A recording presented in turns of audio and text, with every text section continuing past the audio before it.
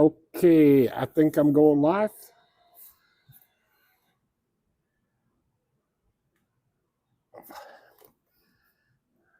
Just got to get some stuff set up here.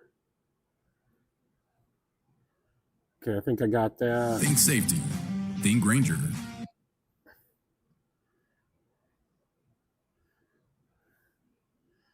All right, I should be live. I'm just going to get the TV going here.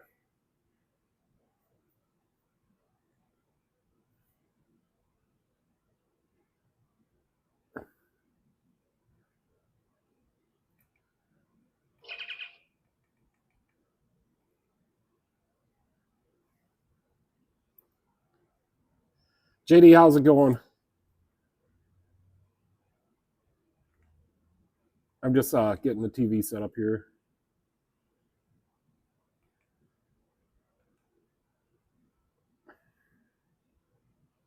Yeah, I think I got it. Well, that's good. Leisure, how's it going? It's been kind of hot here, low to mid 90s. Like I can't bear to be outside in the sunshine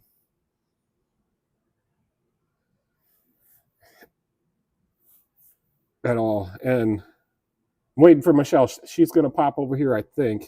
Maybe we'll all have to persuade her to come over.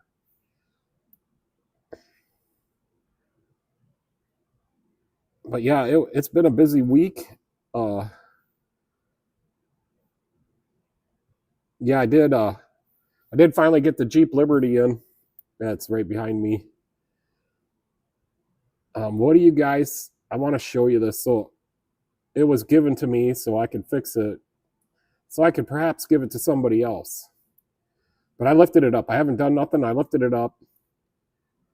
Leisure says it's been hot there too. Yeah, I can't bear to be outside in the sunshine at all. But here, let me show you the engine.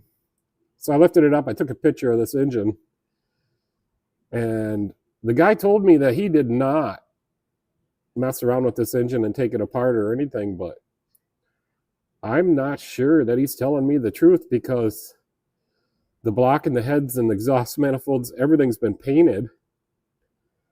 And you can see he's got the main cap girdle with fresh silicone on there, brand new head gaskets.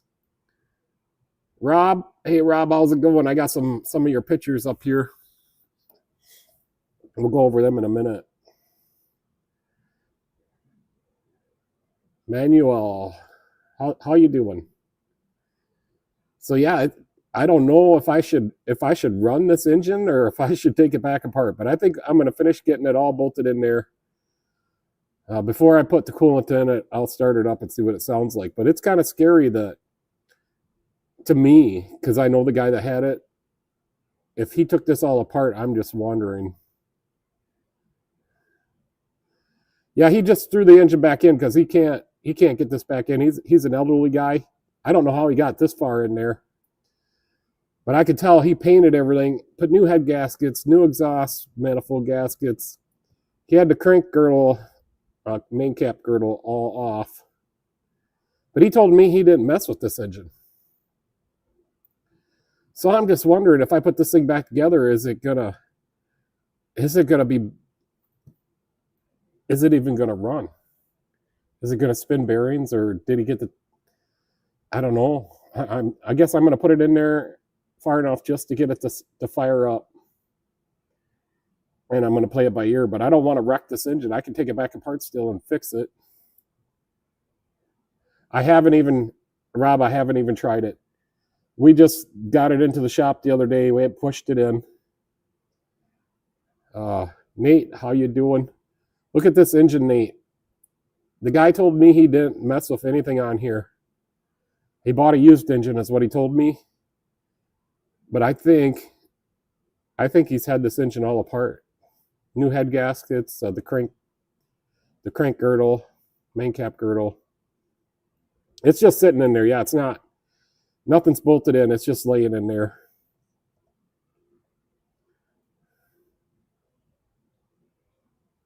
But he told me it was a used engine he picked up off Facebook Marketplace, and and it's supposed to be good. He told me he didn't mess with it. I don't know if I believe him.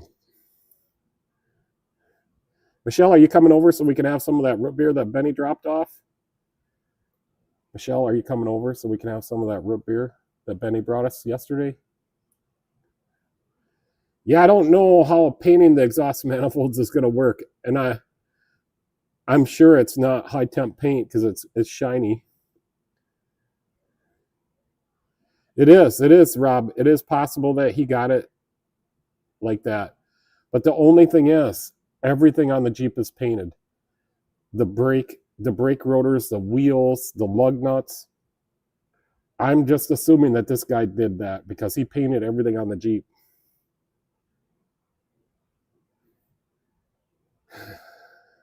Jasser Tally, how you doing? Yeah, let's go look at it because I could show you, like, he painted this stuff on this stuff thing. So here we can see, I'm gonna flip the camera. So there you can see he painted the lug nuts, the brake drums. He painted some stuff on this door. I'll grab a light in case we need it. The brake calipers, the oil pan, the exhaust manifolds, the engine mounts, they're painted black. I don't know if we could see no, we can't get up there to see the valve covers. I haven't even opened the hood on it yet.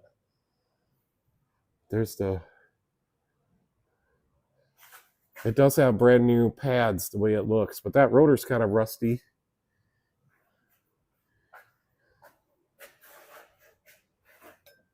The valve covers do appear to be painted. It's got a new water pump. The damper's been painted, or the pulley. New water pump though.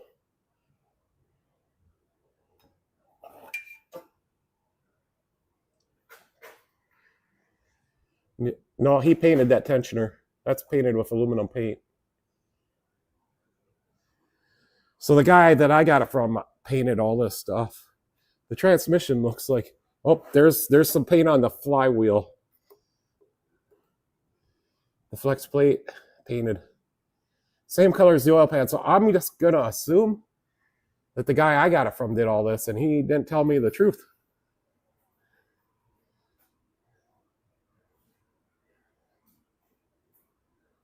Painted the hitch.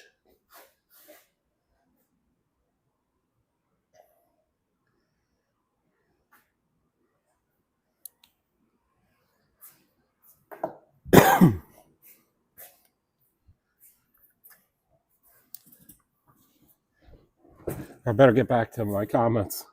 Camera's a little crooked. We'll try that. Oh, I missed a bunch of comments. Yeah, I'm hoping, like you just said, Leisure, that's a reman engine, but he told me it was a used one off Marketplace. I would honestly ask him to be there when he's an old guy. He's a veteran. He wants to retire. That's why he gave it to me. He was getting this ready to go for himself, and it just got to be too much work. So he wants me to get it going, and I'm going to get it going, and possibly, it depends on the situation, give it to somebody who needs a car.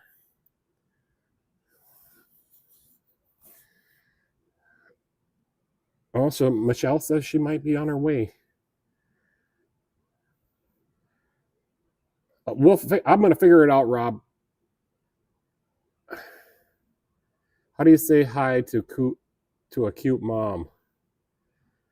Well, I don't know. I would just say hello. Captain Krylon. Yep, I think that guy spray bombed it, all of it. That's a weird color on that engine block, though. If it passed a compression test, I would. Okay, so that's something I could do is like screw out one of the spark plugs and turn it over by hand and see if it actually has compression. I think I'm going to do that before I get the bolt and the stuff all back together. A good idea, Nate. See, I knew there was a reason why I was having a live stream tonight. Hi. Good point on the compression. Yeah. Rob says, did I lose it? I would wonder, was it a grandkid or something painting it? Is it going to be his car? Oh, I plan on giving it away to somebody that needs a car. And if I'm going to do that, it's got to be in complete running order. How to dispose of 180 pounds of chicken? Well, you got to eat it. Bit of the hills. You got to eat that chicken. Oh, I messed up that part. It's yours, huh?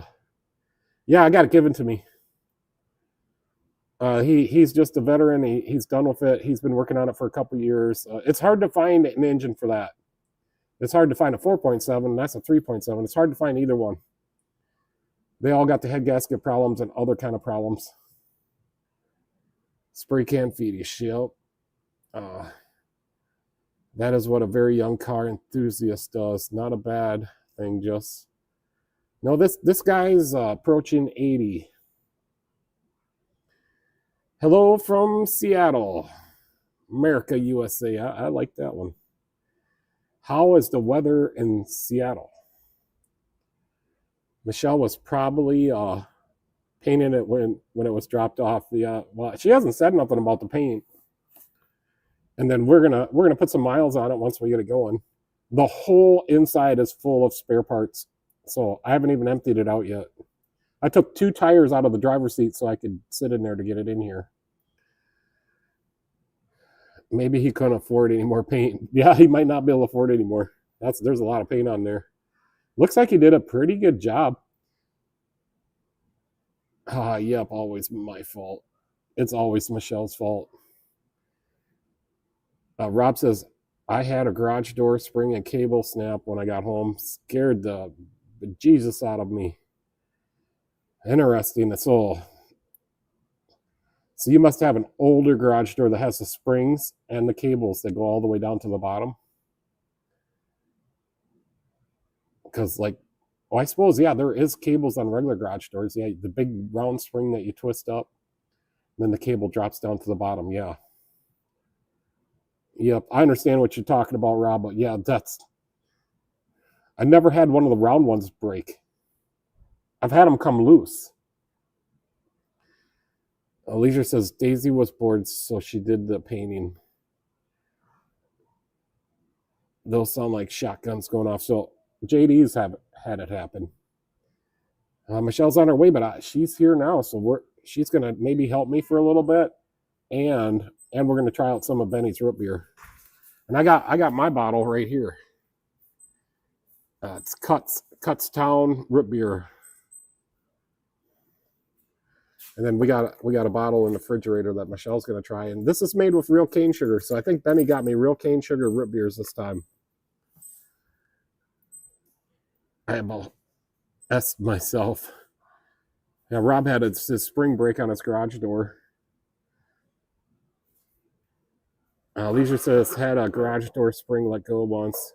It shook the house. Oh, I've never had one break.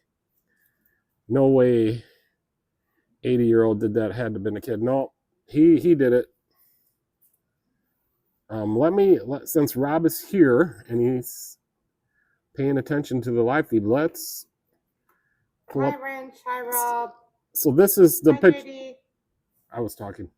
This is the picture that I forgot to show you of Rob's Kebabs. Look at these. Rob's Kebabs. They look delicious. Oh, my. Hi, Leisure. Sorry, I had to fit that in there, too. Everybody's saying hi. I know, but I'm trying to say hi, too. I mean, so the day that we got these pictures, me and Michelle were like, we're going to have sandwiches. Michelle's like, nope, I'm going to Pennsylvania right now. Seriously, wanted to just pack up the motorhome and go. I wanted those kebabs. Yeah, that's way better than what we got. Well, I can make them.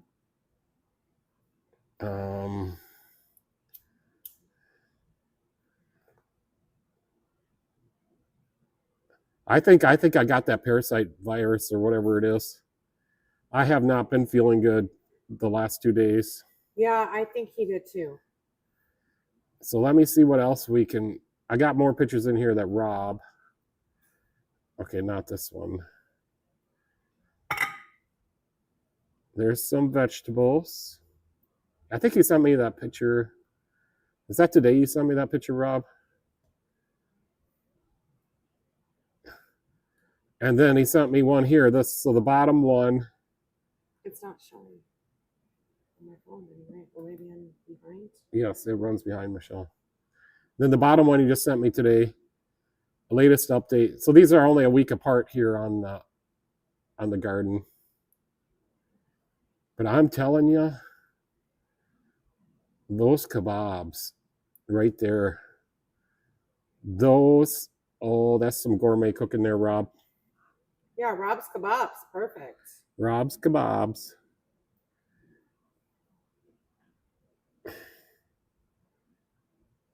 Rob said he could start a food truck. Rob's Kebabs, good name.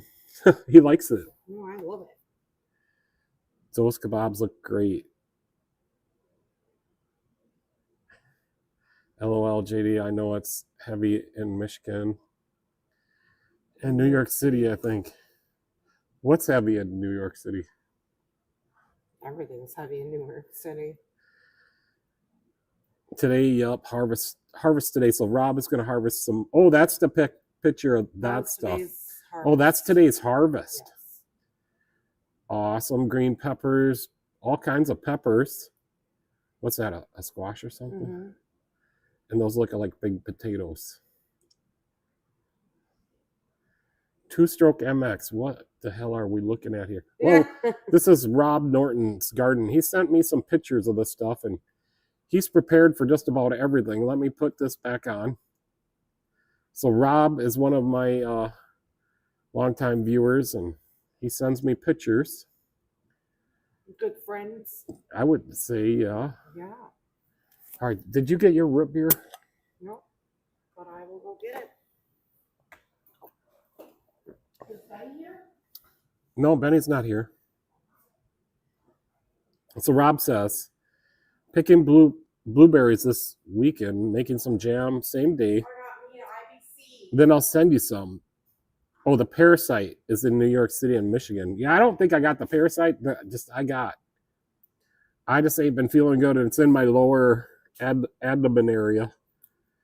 Yeah, I don't know if I like real cane sugar in my root beer. Well, it'll probably help your belly. Well, gotta use the. It's not too bad.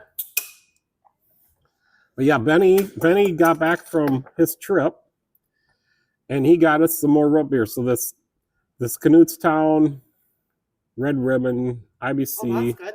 Sioux City, Switch. and some other kind of root beer here. So here's Michelle's. The one she's tried today is the IBC, IBC is good. and it's I like the cut stuff. this is real sugar cane in this one. And thanks, Benny. I love it.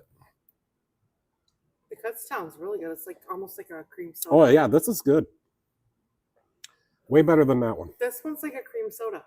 But it's not cream soda. No, but it has that taste to it. Yeah, so Benny with the hot rod. Let me put his other picture up here. He never said nothing about the picture, so I'm assuming it's okay. So there's Michelle and it's 67 Nova. Where's the other? Race car one. Nobody likes that one. We love Benny and Benny's car. It's just not that picture. 1948 Chevy pickup. I'm just resizing this picture a little bit. So this pickup, Benny built from scratch. This Nova, Benny built from ground up. And then he also had like a 1928 Model A Ford. But he sold that one. That was my favorite.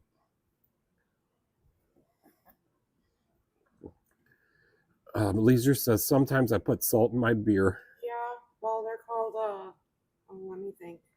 Big, huge hit in New Mexico. I can't even think right now. So Harbor Free August parking lot sale leaks have started. I might snag some stuff with it. Yeah, I think it was last week. Sizzleneck was saying that the buckets, they were giving away free buckets. I never made it, but and they didn't have enough. So I don't know if Sizzleneck got any buckets or not. Lamato's Leisure. I'm thinking there's nothing I need from Harbor Freight at this moment, and it's like a 30-mile drive for me, so I just don't make it there all the time. Plus, I'm super busy here at the shop. Yeah. I did 3 vehicles today. I did the Colorado, the brakes, the oil change, and the tire rotation. Yeah, I got that up here. Try to take more pictures of all this stuff. And it's got inbound, inbred rotors. So yeah, that's retarded. That's a German thing, ain't it, Leisure, when they do that with the rotors? But I ain't taking that all apart to change the rotor, so I pad slapped it. I pad slap a lot of cars. And then I'd say 3% of them I'll turn the rotors myself. I haven't turned the rotor though since we screwed that one up. It'll be okay. But I do turn a lot of rotors. I did get an update from the clutch or customer that had the clutch issue, and she said she is super happy. So it's still working. The it Vail works perfectly. The Vail clutch is still working. Yep. I just seen her just like 45 minutes ago. So there's the master. There's the slave on the Vail. There's the 1.6 Eco Tech. I know, JT.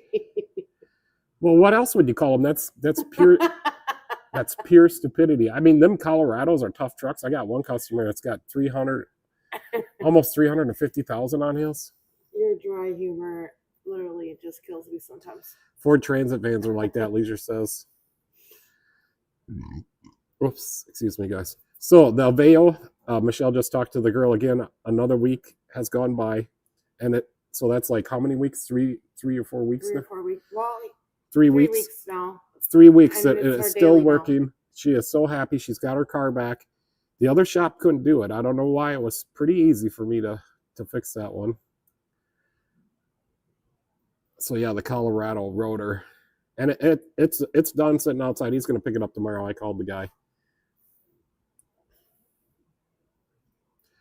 Rob says those trucks, our tech used to sing an adult tune when they had to work on them. Oh, I got lots of adult tunes I could sing, and they all start with F. I've never sang a F-word song. You don't sing at all. Oh, that's probably why. Wait. If you don't lose the timing chain, you're in good shape. In the inline 5, yeah, they both had that inline 5. Yeah, I stress oil changes on those. And Michelle was wondering today what kind of oil we were putting in it, and I said full synthetic because it's overhead cam. But it's old truck. I did put higher mileage oil in it. Okay. I don't know if that's a good thing or bad thing, but it's a little bit thicker, so I put that in there. Okay. And I was like, well, are we doing a 3,000 or 5,000 mile oil change on it? Because it's an older truck. You don't normally. And what did I say? Well, you should already know if I'm going to put full synthetic, it's going to be 5,000.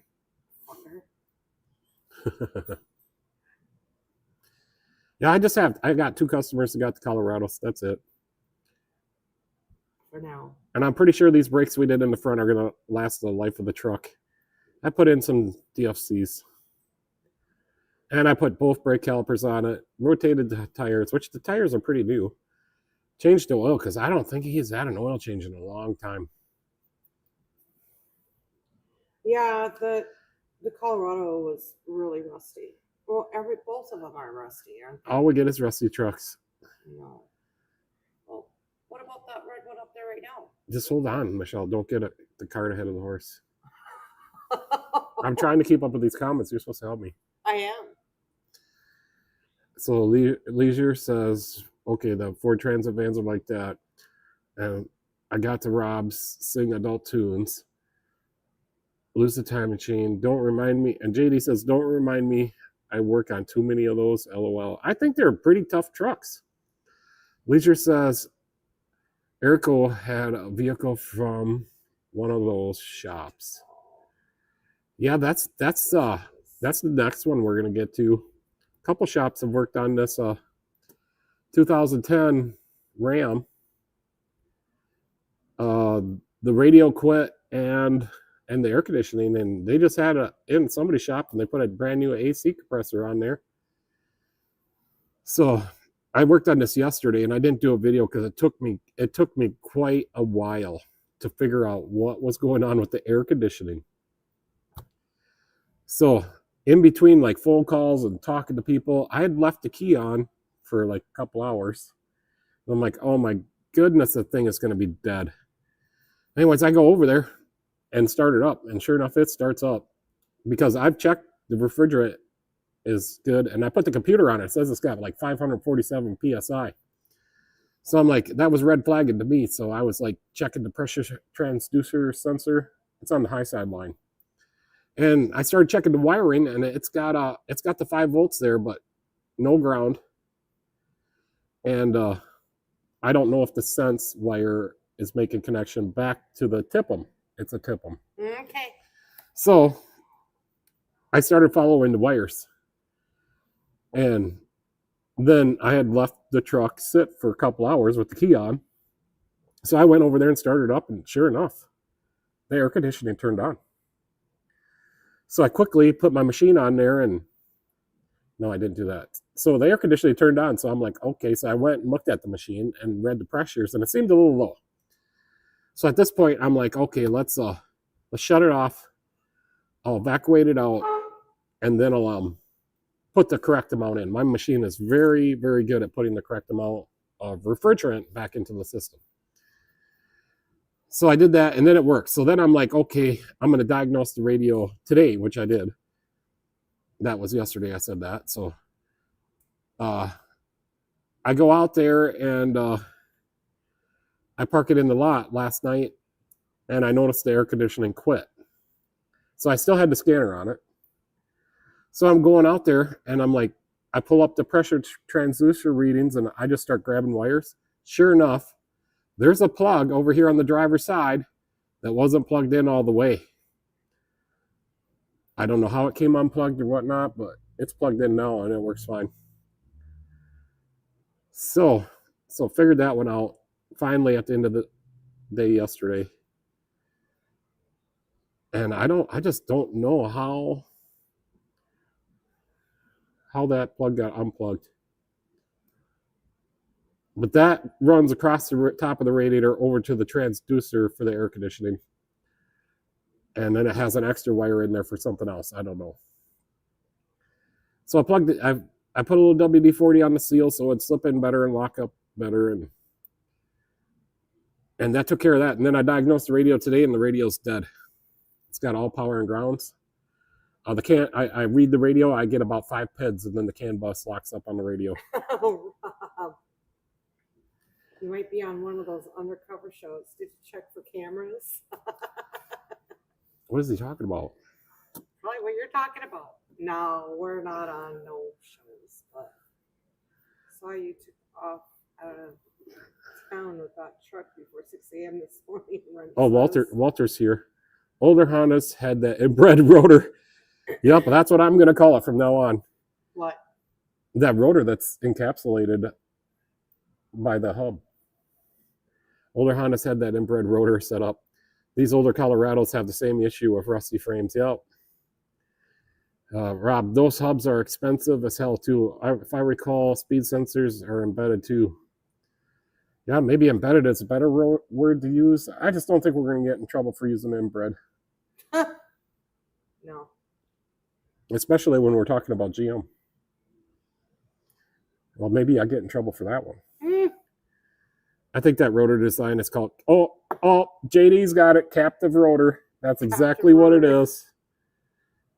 The loose connection Rob was talking about. What did he say about it? He said you might be one of those undercover shows. You might be on one of those undercover shows. Did you check for cameras? Saw you took off out of town with that truck before 6 a.m. this morning. Rob's talking about the loose connection for the air conditioner. Toads in town left the lower bolt joint with no nut on it. That is not good. It probably crashed or lost the wheel or a few years ago, Nate says. You might be one of those undercover shows. Did you check the cameras? He's Saw joking. you took off out of town with that truck before 6 a.m. this morning. Loose connection, yeah. So yeah, I figured it out, and then I tested the power and grounds on the radio. The radio's dead. I even banged it with a hammer for a bit, and I called the yard. They don't have none. It took me a half hour searching on eBay to find the right radio. So when the guy comes picks up his truck tomorrow, I'm gonna tell him there's an aftermarket option, or there's one on eBay. But I don't want to be involved with either one. He could do it unless it needs to be programmed. He could bring it back here and I'll program it. I can program. JD asked if you knocked your mic I can off. program Chrysler radios. JD asked if you knocked your mic off. Oh, I put it right here so you guys can hear Michelle too. Is that too quiet? Oh, you don't need to hear me. Is it too quiet, JD, or?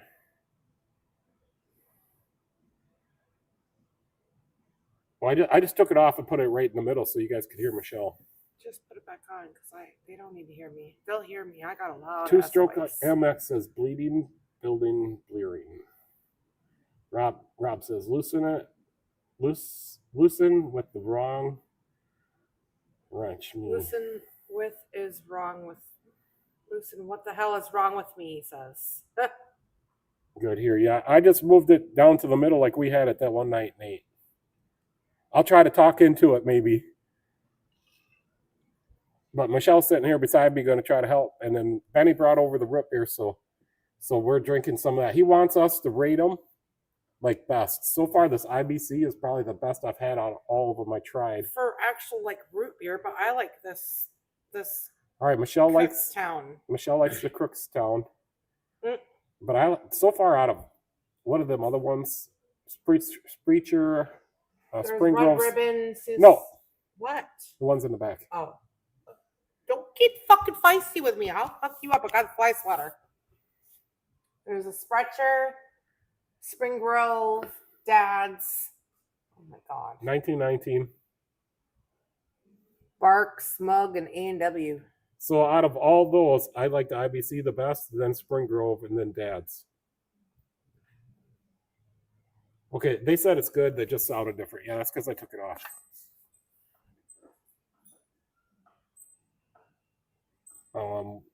Yep, so just before I came live today, a guy dropped off his truck at 5. The brake light came on and his pedal was soft. So, where's the other picture? So yeah, it's leaking right here on the back brake caliper on the passenger side. So Michelle was home taking a shower. So I had him I lifted him up on the hoist and had him put some pressure on the brakes, and it's coming right out of here. You can barely see it in this picture. Let me try to make this picture bigger.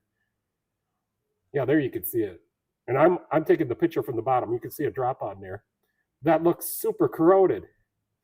So I'm like, it's coming out of there. Whether or not we can fix it in time because this is his only vehicle. So it's 5 o'clock. I can't get no parts deliveries or nothing. So I put a new one of these in there, the sealing washer, because here's his old one. And right where that black spot is all I could come up with. And it was tight, and I even tried to tighten it more, but it didn't work. And that sealing washer looks like it's been around the block. But I put him a brand new thick one, and I tightened it up tight. I had him pump up the brakes and bled it 2 or 3 times. And then I had him let off, hit the brakes, and let off again, and then put maximum amount of pressure on again. And it did not leak. And then I asked him, how does the pedal feel? And he says, I think it's okay. So I got him out of the shop. He's one of our friends too, though. Yeah. And here's his lawnmower. This is his lawnmower. I just fixed it. He came and got his lawnmower today. John Deere 165. Oh, we put a carburetor on it. Yep. Better catch up on these comments. Get the attitude adjuster, he's telling you. Oh, I got the fly swatter right now. That's good enough. She is hooking up a taser to that chair next. A cattle prod, probably. If someone can name a good light beer, not root beer, I'm all ears. A Busch Light is my favorite. What's a good light beer, Michelle? Not yours. A Budweiser. But that's not light. That's a light beer Bud- compared to what I drink. Bud Light then.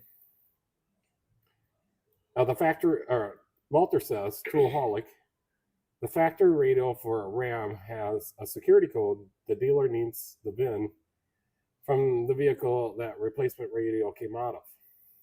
Yeah, some of those radios have special codes. You gotta recode them. Yeah, well, the last one I did was like on a 2015 Town and Country. No, Dodge Grand Caravan, same thing. Yeah. But I hooked my computer up to it, and I was able to Get it coded? yeah. I might have used what's that? What's the other software that I have for Chryslers? But I have some software for Chrysler stuff. I use it on the Jeep, and I can change anything on the Jeep, just like a tuner. Oh, you're the brainiac. Alpha OBD. That's what it is. I had to pay like $50 for that stuff, but it does quite a bit of stuff. I could change gear ratios. If you're swapping out motors, I could change the computer to a different engine. I could do a proxy learn. I could change the. I'm gonna put back on the cam. I could change the odometer because that's what I had. That's what I had to do on my Jeep. I had to do a proxy learn and change the odometer reading. On my Jeep. Yeah, and because I put in the big screen dash, and I called Adamson's, the Chrysler dealer before that. They couldn't do it. I like nitros and stouts. Nitros and stouts for the beer, JD. Oh no, I know. I've already read. So all they the said comments, they so- said if I brought the Jeep to them, they didn't even know what a proxy learn was, but they said they would pull out the cluster and send it out. But I was able to recalculate its mileage, and I read the mileage off the other module, so I calculated all the set all the modules to the right mileage. And Turbo Slack, Belgium, Deval. They're talking about dark beers, heavy beers. I think he means 8.5%. Mm-hmm. Leisure says Schneiderweiss. I'll take it, Rob. I love nitros and stouts. Like, I'll drink those all day long. Pete looks at it and is like, "What is that? you One in a missed- cup?" You missed a whole bunch of comments. Wrench sense, I would make a good cream ale. That sounds good. Cream ale. Yeah, cream ales are good too. That's what Rob says. I haven't brewed any in a while though. Wrench sense, an empty one. What was he talking about? Somebody had a good name for a light beer. Empty one. It's Nate that wants to know the beer, not JD. Had to give up on full power beer. Wasn't doing me any favors. And then the Belgium Deval. Swinderweiss. That must be German. Yep. Trying to kill me, haha. Drinking it now. I'm from Belgium. Are you in Belgium? Turbo Slag. Better get my book out. Yeah, so we got the AC on it. It's hot out He there. said yes. He's in Belgium now. It's a heavy blonde beer. That's awesome. How is the weather in Belgium, by the way? I used to live in Brussels. Is that by Belgium? It's in Belgium, yes. The elevators were so small I couldn't even fit my two kids and my double-sided stroller inside the elevator at the hotel. I had to fold it all up, take the kids out, and pick them up one by one and set them on the floor in the elevator just to get it out Leisure of our says Spadden Optimator. Rob says I have nitro line on my Keezer. Michelle. Wow, you get some nitro out to me, Rob. I'll take it. What does this say? Nate says the Turbo Slack. I bet it's good. Full power beers kicks My arse. ass in my old age. Yeah, I've heard that their beers are more Lindman's have Creek. more. Yeah, It's fucking hot over here for weeks, Turbo says. 32 Celsius. I'm going to look that up. Great in Celsius. Hi, Timmy.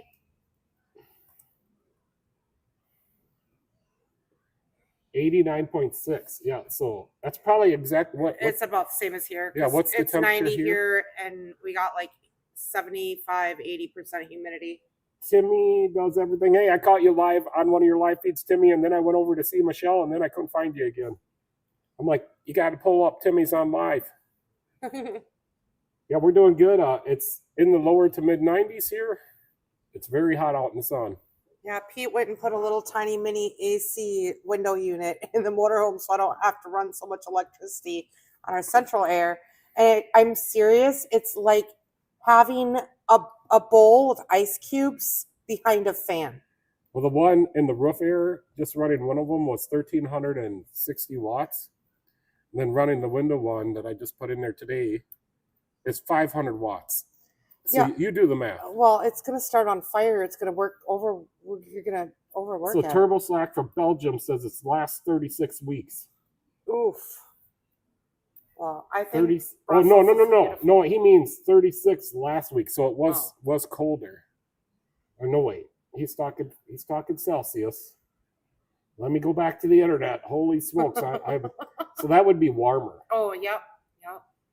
36. 96.8. So that's pretty warm. That's like Vegas. Yeah. But they have humidity there too. Well, that's cool. Vegas doesn't. You stop by here. We have them every Tuesday night on the portrait, and then Thursday night we go the landscape mode. Yeah, I got a nice little F-150 over here to work on tomorrow. It's not rusted at all. No, I got to do a differential service because the cover's leaking and the pinion seal. So a pinion seal, I'll drop the fluid, clean it out. And I use gaskets on my differential covers. I'll glue them to the cover with some weather stripping glue. And then I'll use a light film of silicone on the other side of the gasket. And I never have any leaks. So I think I got that right. It was a little bit warmer there in Belgium last week. And my microphone, I'm just going to put it right here. So it was a little bit warmer last week in Belgium. That's awesome. But the Belgian beers, they're is that kind of like France, where they get the big glasses? Is that like France, where they have the bigger glasses? You drink the beer. I don't know. I didn't never like France. Do you have big glasses of beer that you get? Steins. Yeah, maybe. Steins. That's usually Germany. They have them in. Nate says, when we get home in this weather, we turn England. the AC up way up. Have to put a hoodie on in 30 minutes. Timmy says it's hot here in Louisiana. Timmy. 76 right now. So did you decide, Timmy, are you going to race in Mississippi? Well, 76 ain't bad at all. Yeah, some brands, they get the bigger glasses. Well, Belgium has a lot of styles, but known for quads, big beers, and very strong. Yeah, that's what I was thinking. Or that's what I was wondering. I didn't really drink very much back then when I was in. Let's look up a Brussels. 33cc drink glass.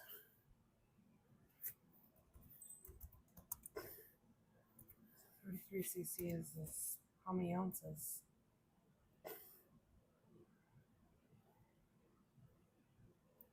16 ounce? No, that would be. Would it be like? I would do 33 cc to ounces. Okay, I will. Let me see. So that would be. No. That's not right, Michelle. Something is wrong with Google.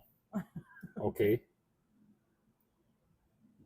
I think cc is the same as milliliter, so let's do that.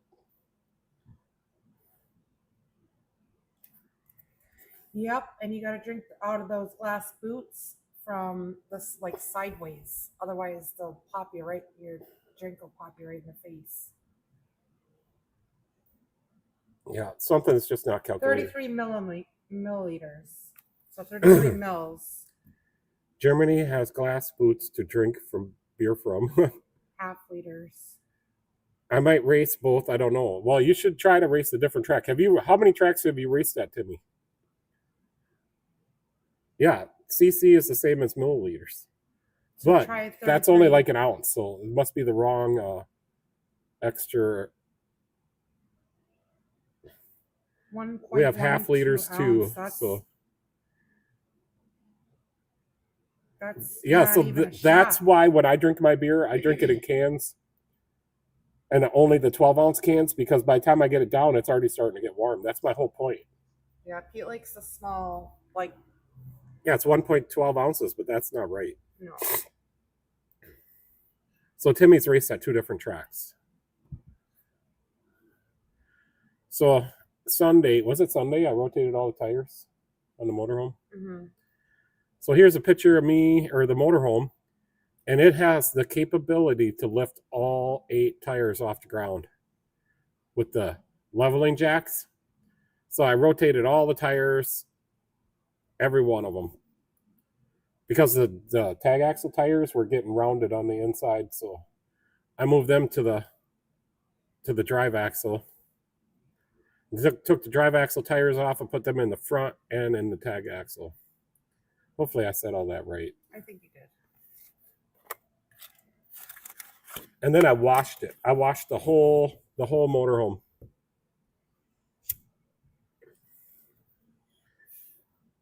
Nate says, need a 16-ounce Yeti can cooler. You can leave it out overnight, still cool. Yeah, Yeah, these ones work really good. I think you're not on live. But yeah, so I just use coolies, Koozies. not koozies, but coolies, because I'll drink my can Leisure says a beer sweater. in about 5 minutes. I haven't started drinking yet, but I'll drink my 5 cans of beer to get a good little buzz, and then I'll go to bed. Weekend at Benny's road trip. Weekend at Bernie's road trip. Bernie's? Okay, have you seen the movie Weekend at Bernie's before? Never even heard of it. Oh, so Bernie's this old guy and he dies, and then these two guys that are with him make him look alive and carry him around like he's drunk all the time, but he's not. He's dead. Oh, I might have seen that one. It's hilarious. Walter says, my youngest brother will not drink beer cold.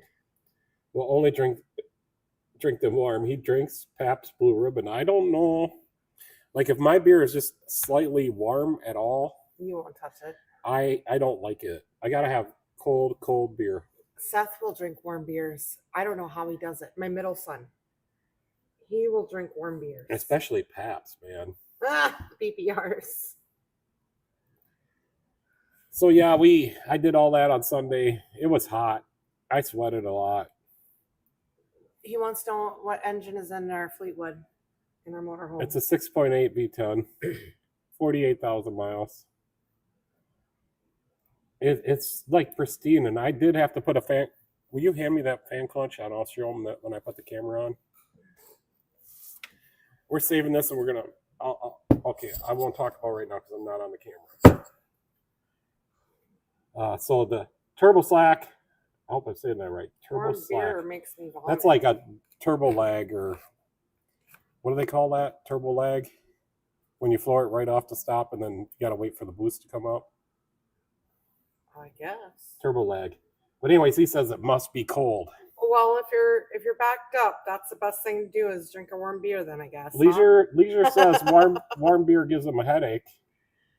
And Turbo says warm beer gives him diarrhea. There we go. That's my beer. I ain't had none yet though. Drinking the root beer right now. Oh, what happened to the microphone? It's right here.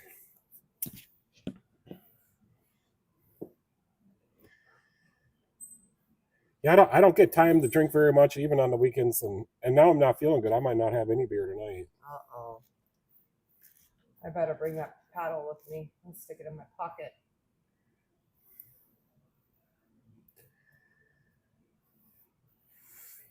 Pete said he was going to glue it to the wall, but I dared him.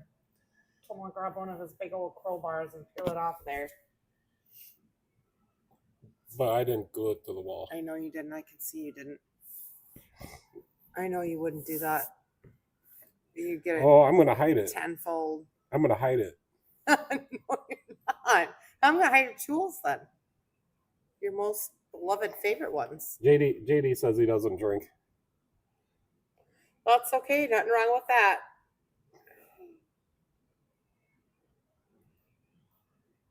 Oh yeah, Timmy yeah. says he doesn't drink at all. Turbo lag. Yeah.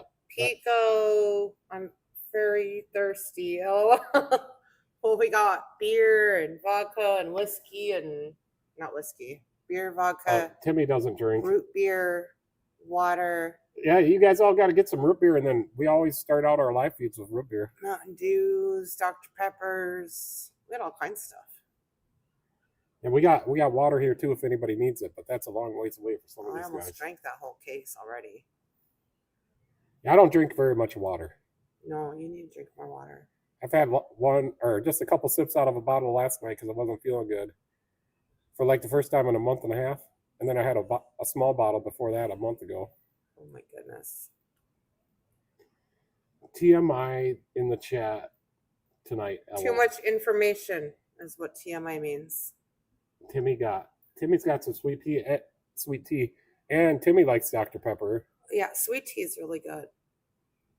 because he is drinking some kind of Dr. Pepper when I was watching him on his live feed. Yeah, that's awesome.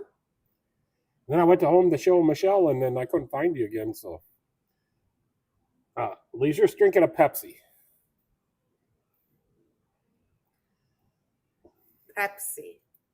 Pepsi. Okay, maybe we can't be friends anymore, Leisure.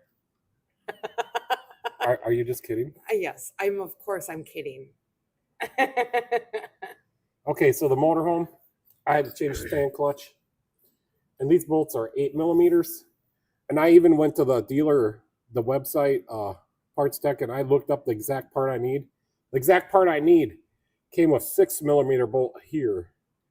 And I'm like, oh no. So do I drill them out, or do I just get some good 6 millimeter bolts and use some Loctite? So the last option 2 is what I did. But I don't trust it, so I'm bringing this with us. Just in case he's... Yeah, and the other thing is I could not get the fan out of there. I had to change this fan clutch and sneak this out around the fan on the front side of on the back side of the radiator. Oh, it was a nightmare. I did get it. I got some blood going. Wasn't too bad. But yeah, when I was going up a hill in like upper 90 degree weather with the air conditioning on, It would start to overheat. yep, and the air conditioning wouldn't be as cold. So that's a dead giveaway that this is going bad. I'll let you know if it fixed it. It was fairly expensive. It's like $80. That's not that expensive. Oh, Timmy drinks Dr. Thunder. No. That's what it says. I was drink Wait. a Dr. Thunder. Leisure said, I think Dr. Thunder is better than Dr. Pepper. Yeah, you're not. I go from, Rob says I go from coffee to water, often flavored seltzer, or I have lemon or lime juice Yeah, Timmy does. to my water was jug. Drinking a Dr. Thunder. Well, so I have an issue with Dr. Thunder because it just doesn't stay carbonated long enough, but it does taste good. But isn't that like the generic brand? Yeah, it's like the Walmart generic brand. So Nate says, so hot where my wife and I work, we have to drink water constantly. Yeah, I've been in there, and I can only stand to be in that place just a little bit. It is so hot. They got ovens going for the powder coating. Yeah, that's no fun in the summer. In the winter, it feels good for just a little bit, but you still get hot. Leisure says, I think Dr. Thunder is better than Dr. Pepper. I don't like Dr. Pepper at all. I only like the smell of it. JD says, my girlfriend watched the new Little House on the Prairie series. Now she's watching the OG. The original. Yeah, I like Little House on the Prairie. I did not know they had a new series. But I still could get the old ones. But yeah, Little House on the Prairie is all Minnesota. Yeah. That's all where it's from. Yeah. And yes, Turbo, this is our shop. Yep. This is the It's shop. just a little part of our shop. We Drive have on over there. a lot more of our shop. 2-post here. I got to empty or the bay, just a regular bay there. That's got. I got to put a head gasket or an engine in that Kubota. And then my forklift and all that kind of stuff. Oh, there's the Daisy dog. It's Daisy. Right there. Daisy dog. Hi, Daisy. You gonna say hi? Come here. Come on. Oh, my Daisy. Is that you? Can you see yourself? No. She's like, I'm not looking, Dad.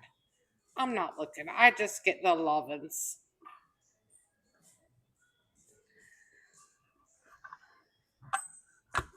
So yeah, I bought the shop with intentions of doing YouTube videos. Just don't have much time to do the videos lately. I did a lot more in my garage shop. Hi, Kerberbs. Here, I could show you a picture of the outside of the shop.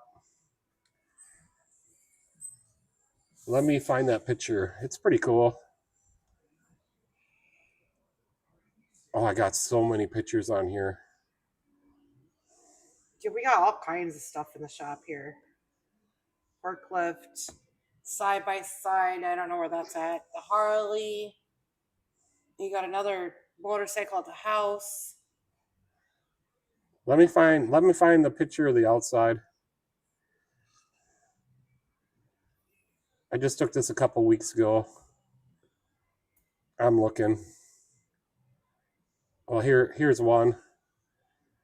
I have to make it smaller.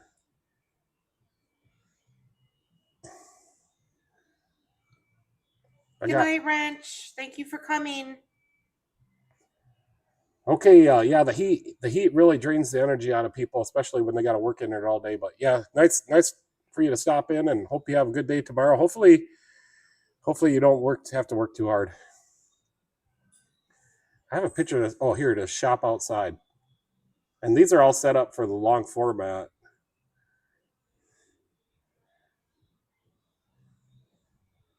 A couple pictures here. So here you go. This is more, shows a little bit more. Then in front of the Ranger, that white pickup, that's going to be my new reception area. We haven't got that done yet. Kerbubs. I need me a forklift in my shop. Yeah, it comes in super handy, and I traded work for that forklift. All I got left to do on it is fix the power steering leak. So Turbo is talking about must have such a car lift. My Renault 5G Turbo needs a restoration. Well, we actually have the Catool lift. Don't let this tip over again. I didn't touch it. With a link on Pete's YouTube. Yeah, I don't know what lift would work better for a restoration. like a turntable would probably be the best.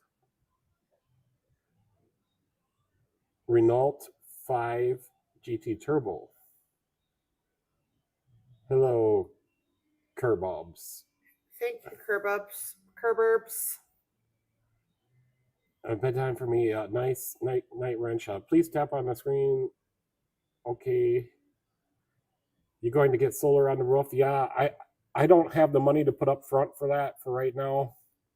So it does pay for itself in 5 years or less, because everybody I know has it on their sheds, or a couple of my friends have it on their thing, but I don't have the money right now to put up front. And I can't put it on myself because I'm not certified to do that.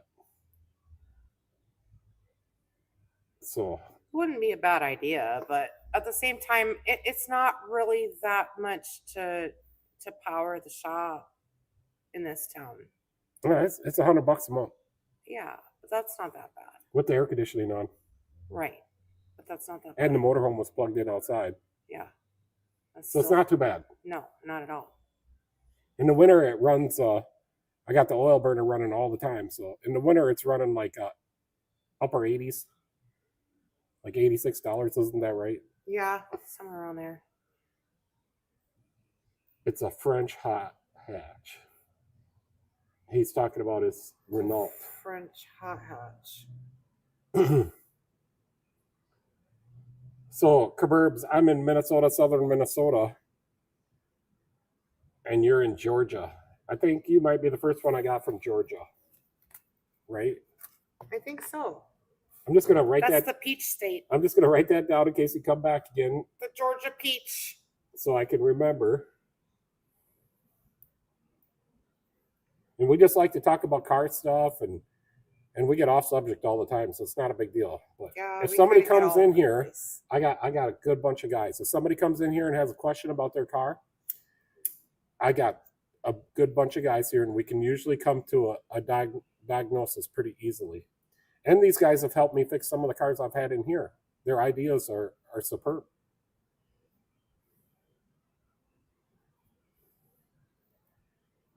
So yeah, we are planning to go down to Florida in October. So that's why I rotated all the tires, and we washed the outside, and I found a fender skirt that was loose. I tightened that up. Oh, the airbag bracket was bent. Oh yeah. I fixed that up.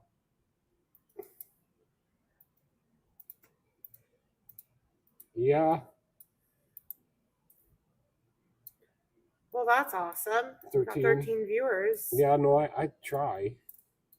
I mean, I subbed, and I have a 3 square body Suburbans I'm working on. I just worked on.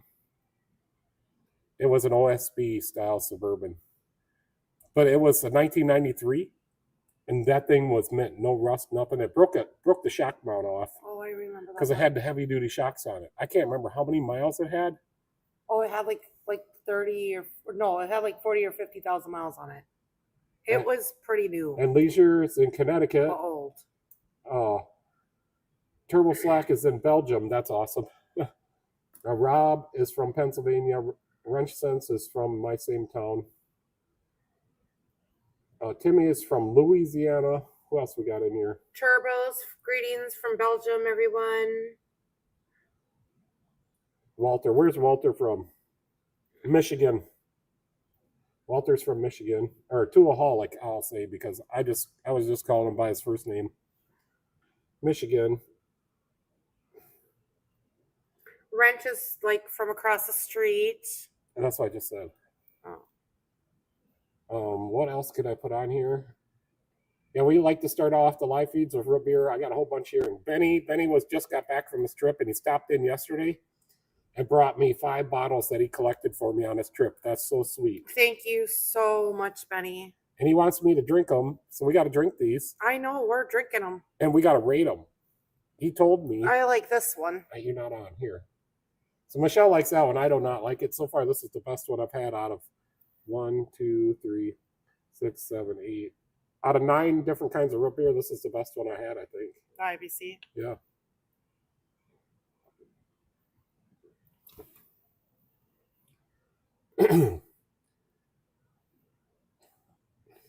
Daisy's all picturesque. So the other day when I had to over go on my service call, this is the machine that I worked on.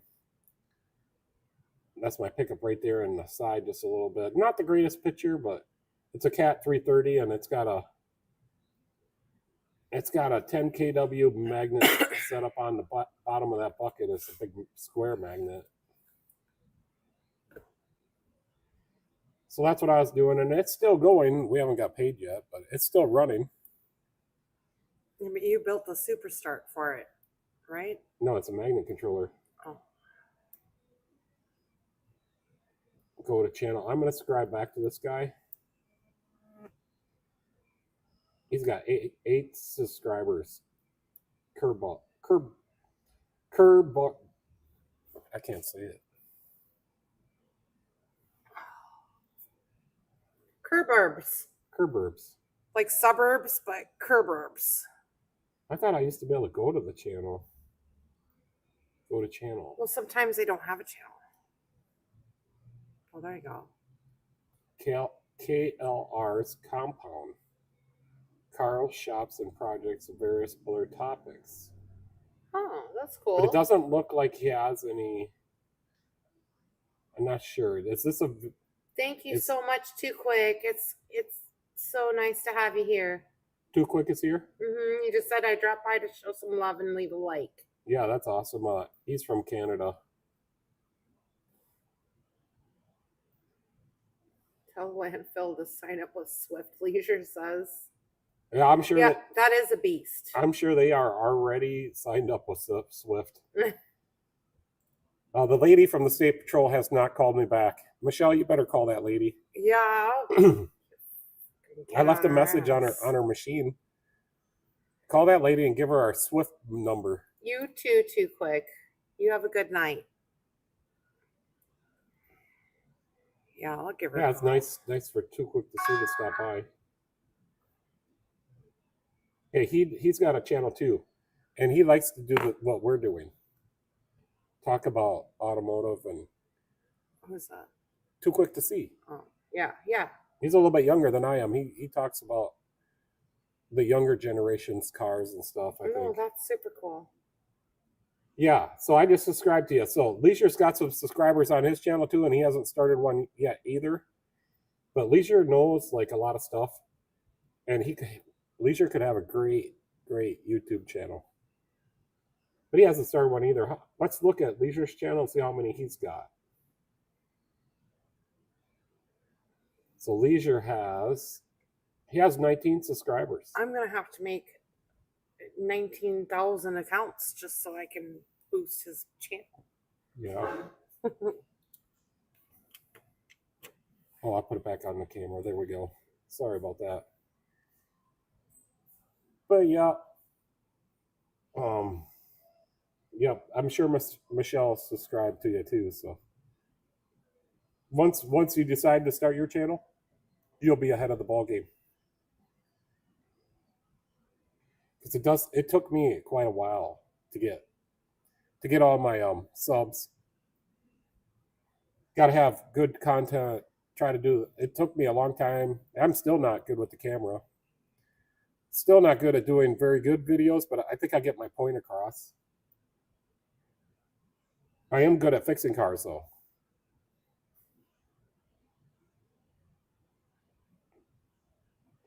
What are some of the other cars? Well, I'll show you. Michelle wanted me. I'll wait till she comes back out here. So the skid plate that I always talk about on the modified, I finally got a picture of it the other day because it's in my garage shop, and I'm like, I should take a picture of that skid plate. So yeah, it's 1/8 steel, and I welded it to the oil pan, and then on the bottom flat part of the oil pan, I welded that's 1/8 steel on there too. I'm gonna head back. You're gonna go back? Yeah. You better say goodbye. Well, I will. All right, you're on. I'm on. Well, it's on. All right, Michelle's headed back. I have my hearing thing on. Yeah, you want to see Michelle's Osaya? So this is her box. This is on the way. She's gonna have this box tomorrow that can Bluetooth to the TV, and then that little black round oval thing. That's the thing that goes on the outside of her skin, and it magnets to that clear look and thing right there. And then that whole mechanism there is inside underneath her skin.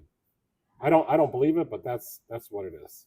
And then that little stud right there, her boss, in this picture, that's a screw. That's screwed into her skull.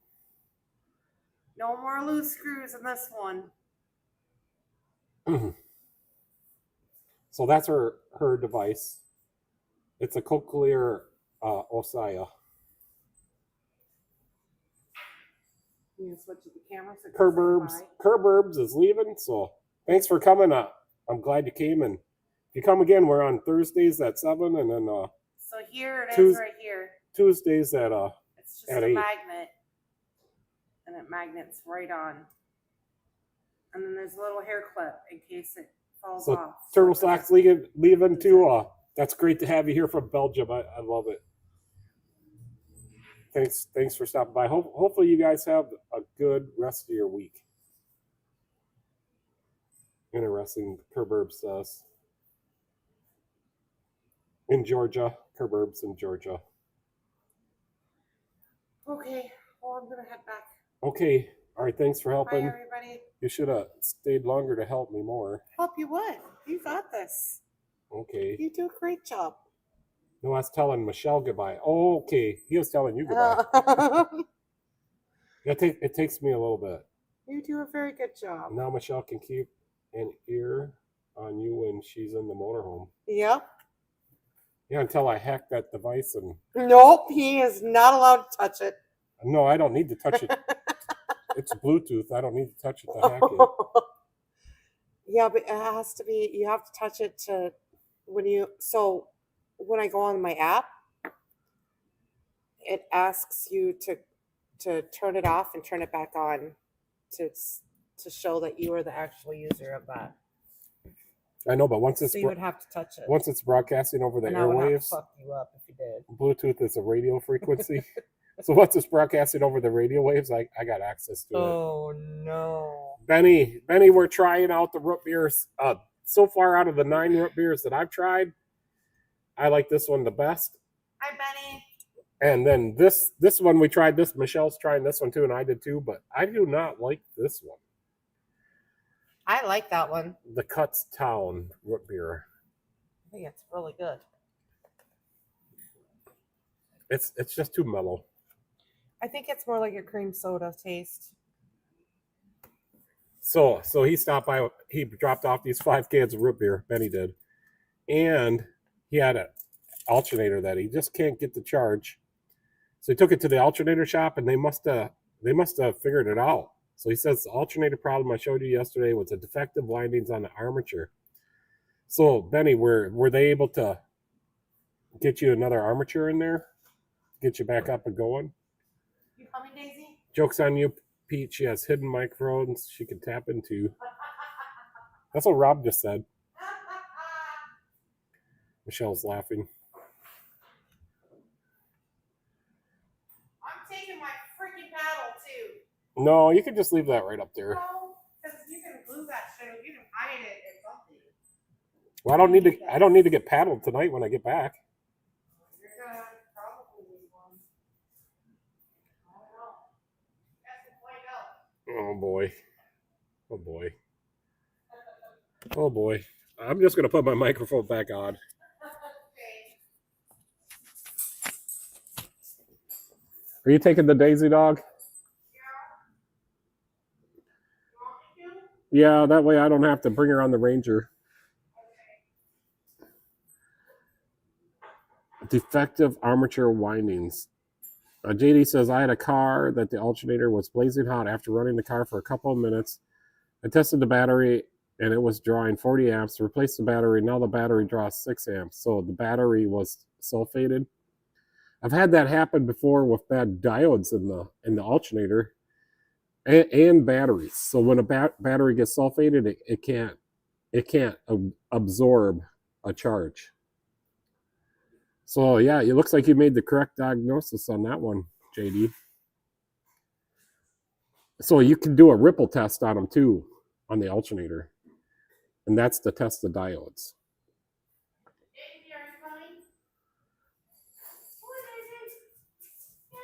I bet you it's going to be nice and cool in that motorhome with that air conditioning unit I put in there. I'm better off putting a bowl of ice behind the fan. Text me and let me know. Hey, love you. I love you too. Ground cables can be a culprit there too. You know. Yeah, I had a truck with a bad ground cable and it wasn't running right either. It was on an OBS Chevy. The one that goes to the intake. It got so corroded on that bolt that the engine wouldn't run right. The intake manifold bolt on the passenger side and the front.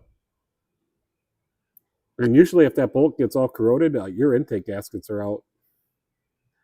But he had no interest in fixing any of that. He just wanted it to run better. So I fixed the ground on that, and it ran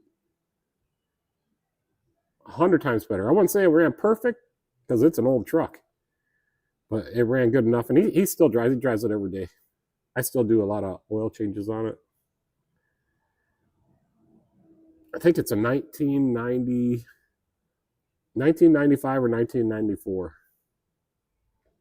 Let me look up. I'm going to look up this guy that I worked on that Suburban, 1994 Suburban. I want to see how many miles are on that.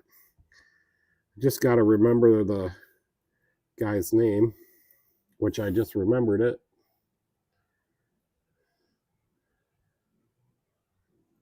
So it's right here. 1993 Chevy Suburban.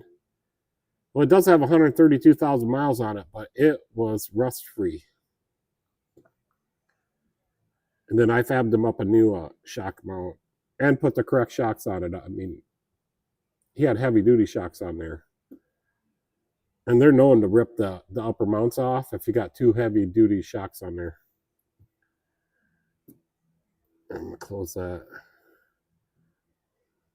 We used an amp clamp on the negative. The whole car battery draw was drawing over 65 amps. Yep.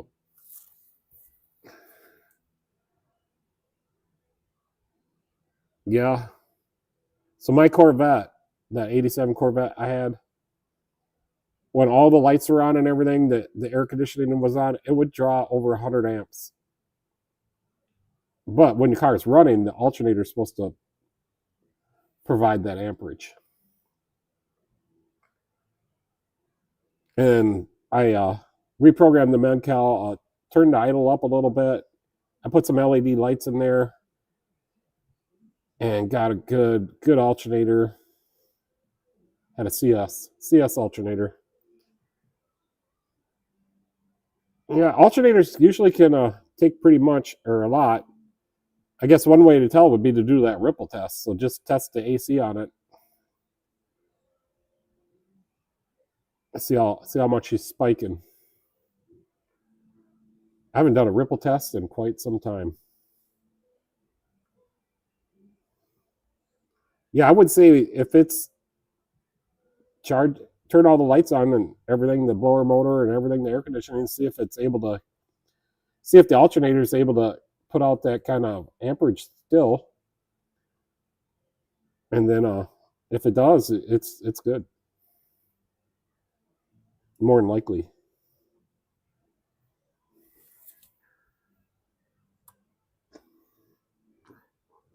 So yeah, I think the best thing for this Jeep is to do a compression. I will, before I even do anything, I'm just going to pull a plug out of it. This will verify or almost verify if the timing is on. Do a compression test, and if she doesn't lock up or anything, I'll just turn it over with a ratchet, put a compression gauge in there, and if it can build up some type of compression, well, the timing's got to be pretty close.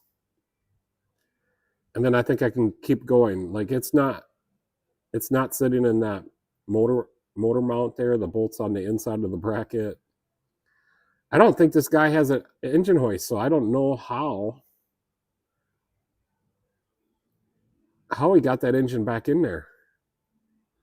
The old engine, I know he took out in pieces.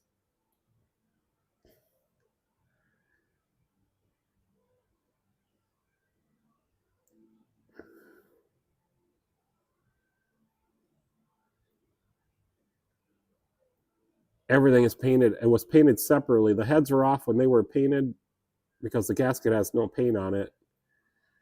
The main cap girdle was painted separately because that's fresh silicone. And the bolts don't have no paint on them.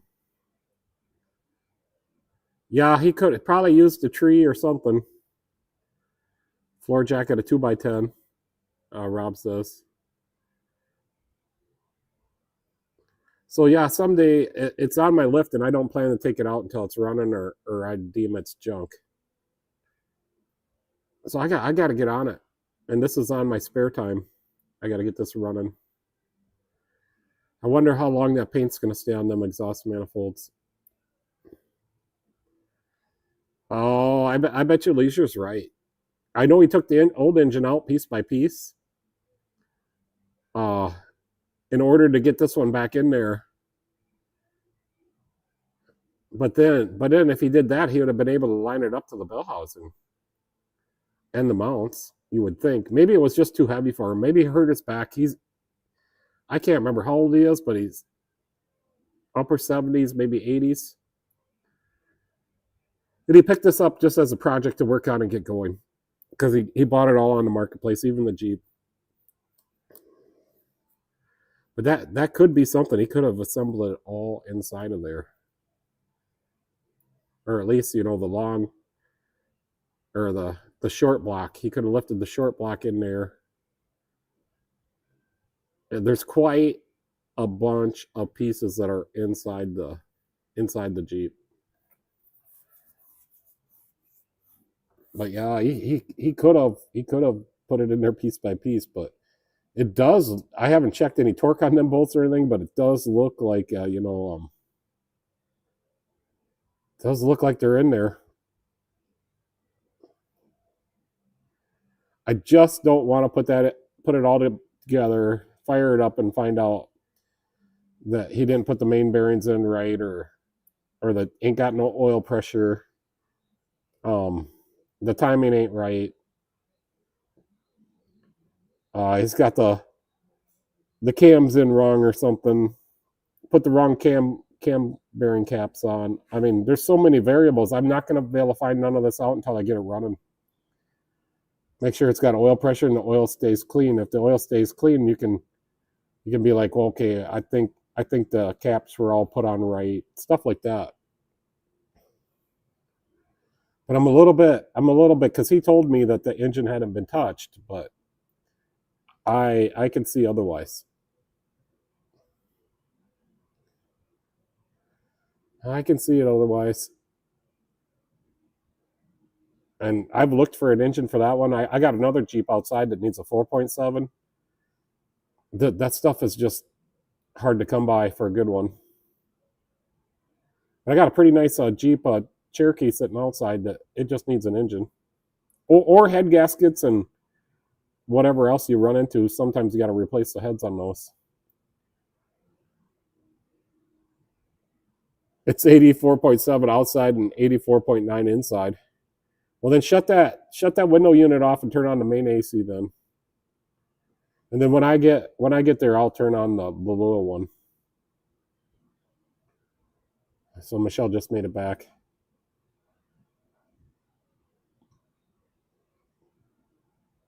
Oh yeah, my water barrel.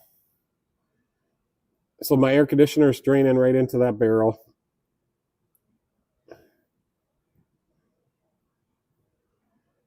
And there it is. So the white tube is the suction out of there, and then the other darker tarnished white tube is the air conditioning water's draining right in there.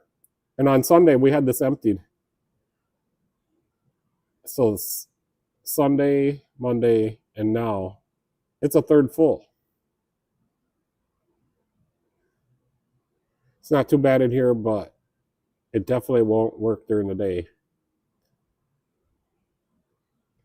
Yeah, it's probably less humidity in there, Rob. But 1,360 watts compared to 500.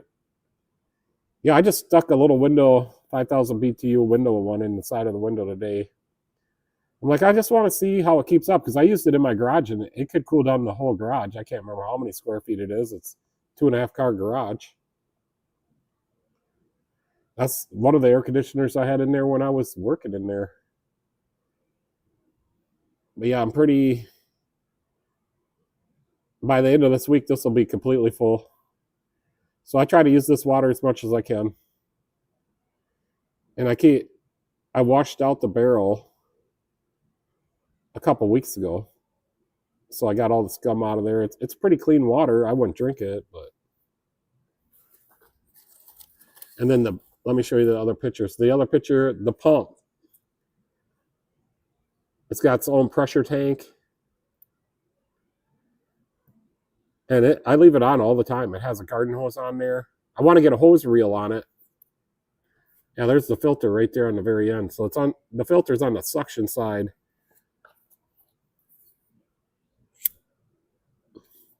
Yeah, so the motorhome, let me find the picture. But I was running that, it's plugged in now, but during the day we try to run as much as we can off the solar panels. So the two big ones. I got 4 great big cell phone tower batteries, but they're down here on the bottom picture, they're recycled ones, so they're no good. I'm gonna get some 8Ds from Napa and try those. Well, she means voltage. So it's 13.1 is what the batteries are right now. Voltage.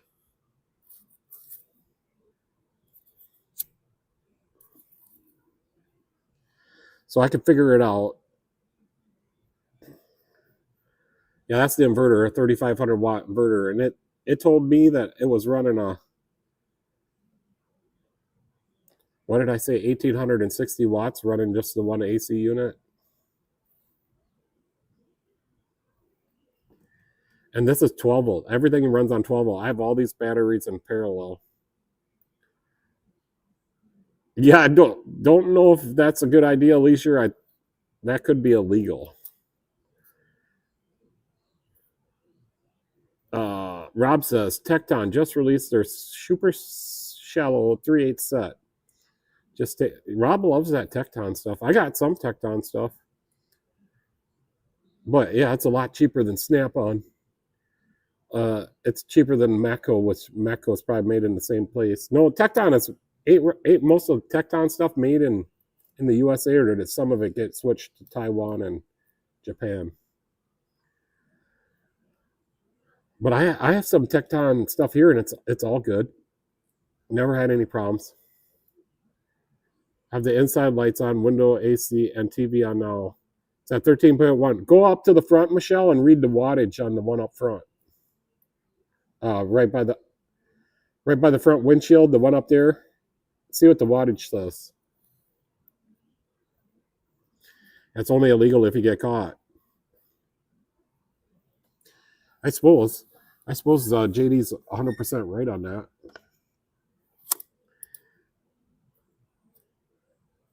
Yeah, so they started out making all their stuff in the United States, right, Rob?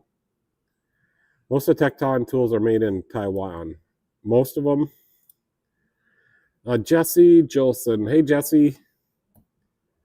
How are you doing? Because it's pretty hot out there today, this week. It's supposed to continue to be hot. So let me go get the sign that Jesse made me a sign.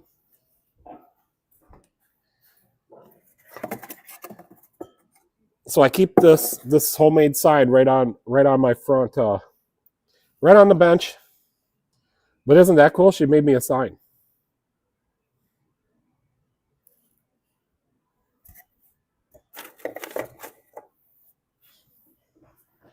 I should take a picture of it, that way I can put it up. But she's a friend of mine and a customer. AC is good, Jesse says. AC is my friend.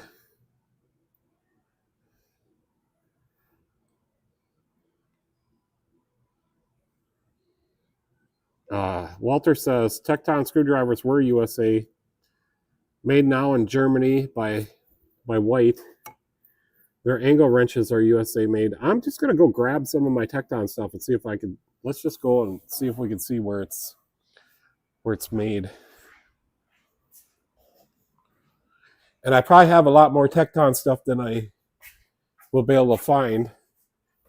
I got these stubby wrenches. Let's see if we can get one out of there.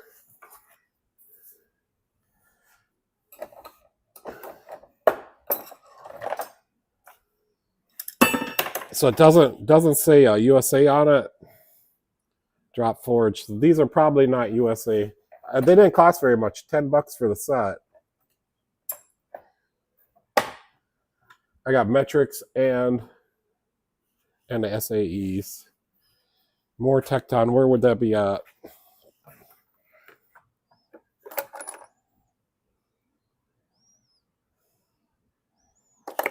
Just trying to find something.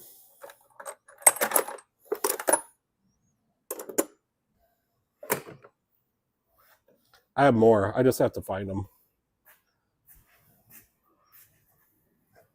Oh, I think.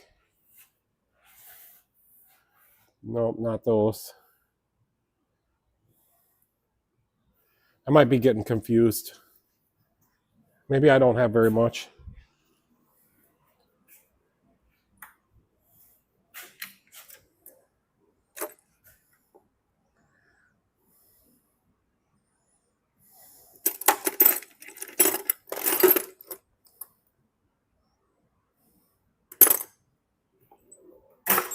I'll have to think. Good news is, though, K-Tool, the K-Tool hoist, this hoist right here, I got the cable, and they warrantied it. So we got to figure out if that's the right cable. I got to figure out if that's the right cable, and then I need to do a video on it. So maybe, I was thinking maybe we'll do a live on Thursday. We'll install that cable. So maybe this Thursday on the live feed, if Michelle will help, because I'll have to be working and then she's going to have to run the camera and the comments. But if Michelle will help, I will do a live this Thursday and I'll install that cable. Yeah, it looks like it's short. It's the second longest cable, but I suppose I need to determine that before I take it off. And I can't find my original parts list. I'm sure it's in the file cabinet, but I'll have Michelle look. But they wanted to verify that cable so many times, and they sent me diagrams. And one of the problems was my model number is wore off.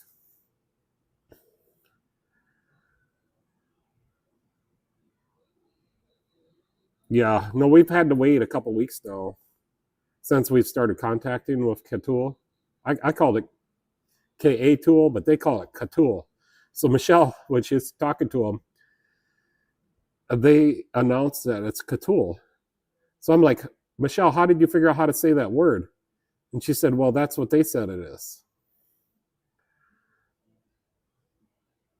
But yeah, I got to get that on there. It's starting to get a little bit worse. And I don't want to have a failure, even though it's got locks, automatic locks. If a cable breaks, it's going to drop down. And it could drop down, I'm just going to guess, like 5 inches on one post. Depending upon where it is and it's lifting, that if that cable broke right before it was locked in, the next one is like 5 inches down. So that could drop a vehicle off there, 5-inch drop. It's filtered, yeah. The water comes out of the AC unit. And then once in a while, if it's not AC time, I'll go out to the downspout and put a bucket under there. And I'll pour rainwater in there. Because we use it to wash the floors. We use it to wash the motorhome. Occasionally, I'll use it to mix with some antifreeze. It's probably better than the tap water to mix with antifreeze. Most of the antifreeze I buy now is 50-50 already in the jug. The only time like I need pure antifreeze is like when I'm doing a flush. And you got a really bad dirty system. Because I flush them out manually, so I'll end up with a lot of water in the cylinder block. Usually there's a drain on the block that I can get to, but usually it's only one side. So the block's still going to have some coolant left into it. Usually that's the only time that I need pure antifreeze. And Michelle, we got to call those people that I fixed their diesel on, was it last Saturday? No, it was last Friday. They brought a diesel excursion into me, expedition maybe, and it was leaking everywhere. The thermostat housing, the heater hose lines, the plastic fittings on those. And she's like, she just dropped her boyfriend off at the bar, and she came over here and she's like, just almost in panic, like, I gotta have this fixed or we're not gonna make it back home. So me and Michelle already quit for that day.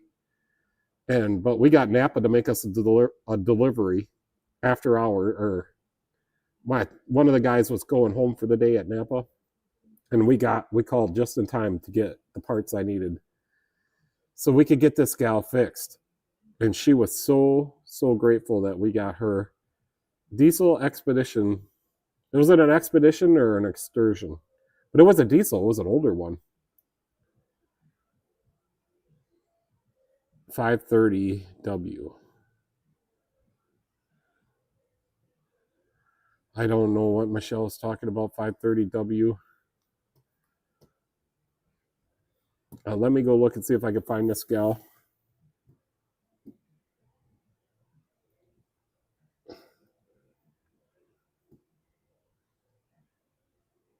No, it wasn't this one. It wasn't this one. Here, I found it. 2002 Ford Excursion, 7.3 diesel. So the thermostat was leaking. They had the gasket on the wrong side of the thermostat, and the housing was warped.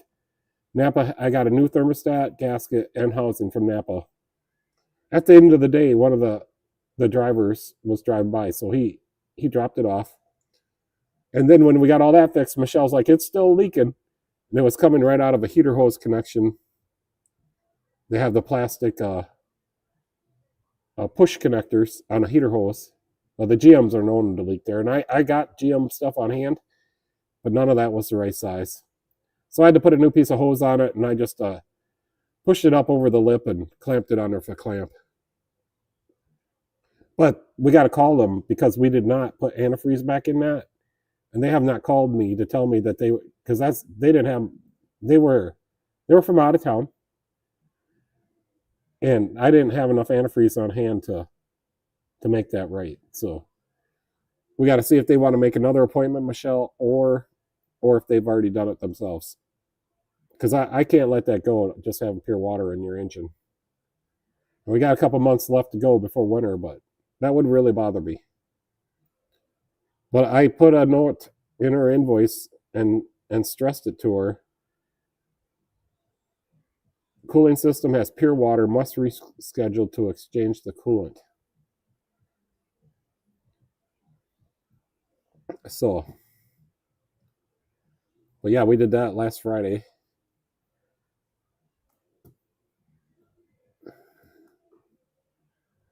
What are you talking about, 530W?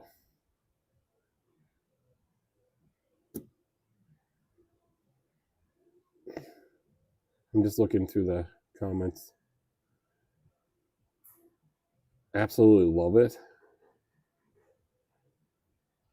James Jeffro is here. Hey, did you get that, Chip? Oh, he's driving. I hope you're not on the motorcycle.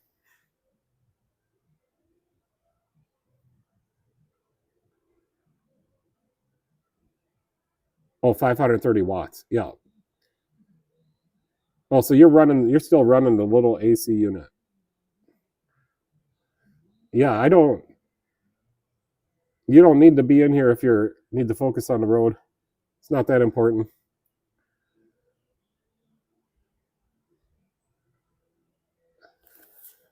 I'm not set up to do any kind of hands-free driving in any of my vehicles, and most of the time Michelle's with me, so I'll hand her to the phone. But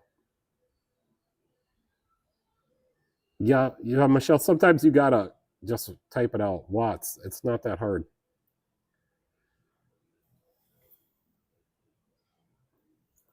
Just have a root beer. Betty got us some more root beer. 5 more bottles. Let me show you. 5 more bottles of root beer. I start out every live feed having a root beer. Yeah, I plugged it in. Yeah, it's still, even though you're plugged in, it'll still read the watts.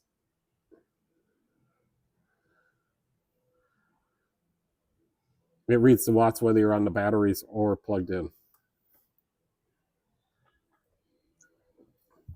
But I'm thinking the batteries are getting bad, and I got to get some new ones. I found some 8D Deep cycle batteries I think I'm going to try from Napa. One of the things though, almost I would say 75% of the batteries I put in this year have all failed. So I don't know what's up with that. I've gotten them all warranted and gotten different batteries for these people, but it's terrible.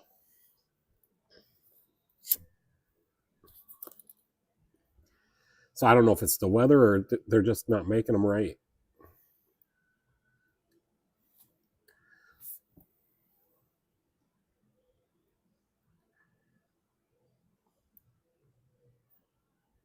So Benny, I don't know if James is still watching. We were talking about root beer one night, and Benny likes root beer too.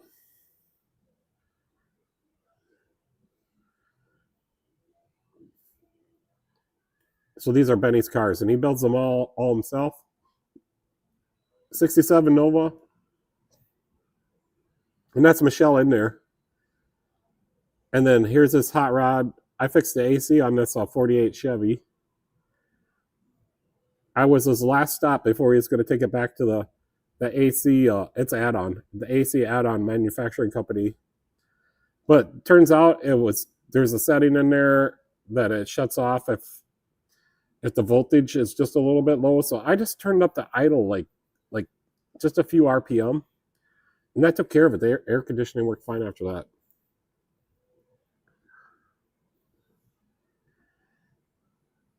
Yeah, Michelle is wondering if you guys got your mail.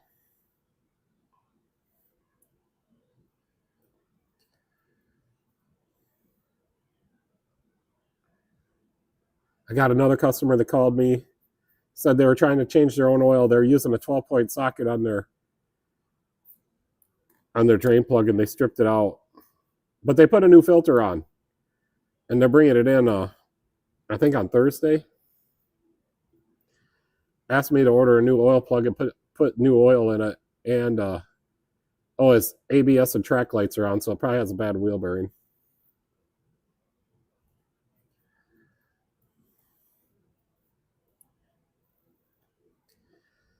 What else? Leisure says, I haven't climbed to Matterhorn to check the mailbox. It was an excursion, yeah. Yeah, we need to call them people and just remind them, like, hey, you need to make an appointment to come in here and get your cooling system exchanged, or make sure they've done it themselves. Like, I got to press that. I don't want that diesel to get a cracked cylinder block.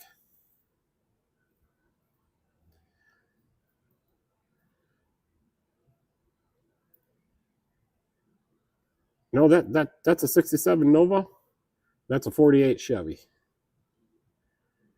Chrysler product. I am. Michelle, see, you got to be here to help me because I'm lost. I guess I'm lost all the time.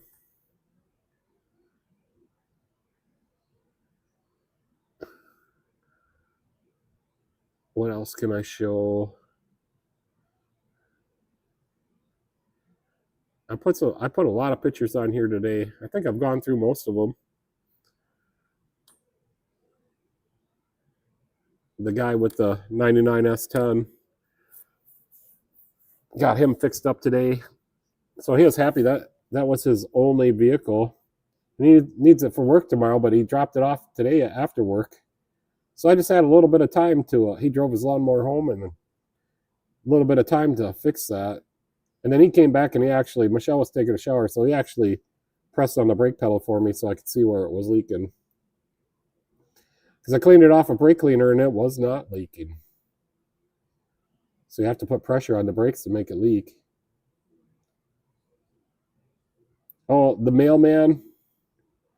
The mailman is still going. Still no issues. Except for on the 2002, he wants the engine mount put in, which we put him on the schedule. So that's good.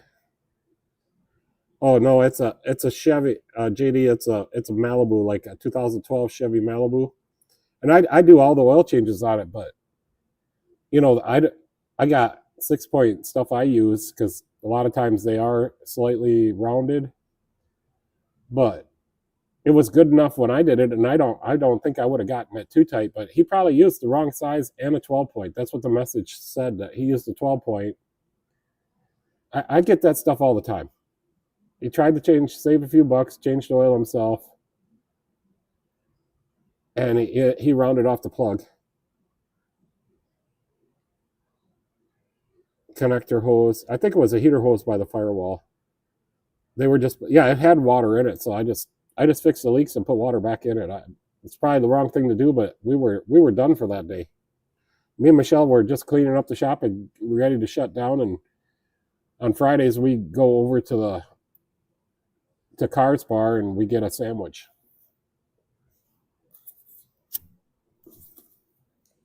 But we went the extra mile and got them all. Also, there was no leaks. And we just stressed that they need to get antifreeze in there. Did not take no pictures of that one.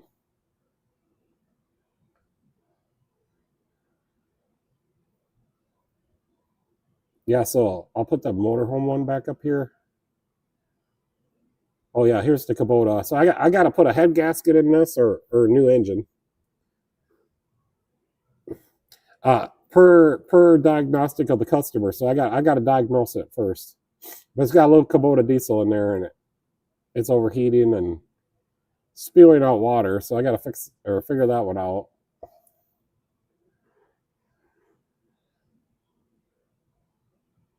Yeah, the male. He does like 2 routes.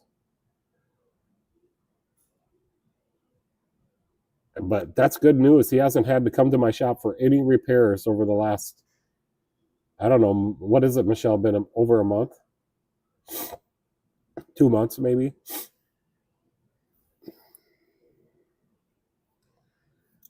So I'm very happy about that, and I'm sure he is too. And the hoist cable came in today, and it's getting worse. Like this picture over here shows the worst.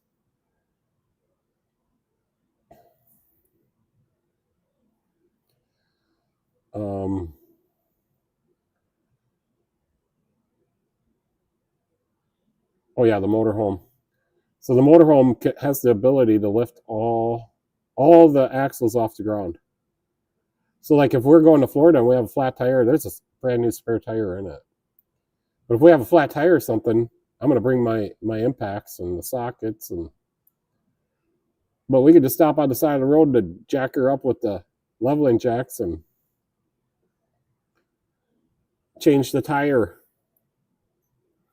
Yeah, the Kubota. Yeah, I got to put a turbo slack is back. I got to put there's something. They said it was overheating and spewing out coolant.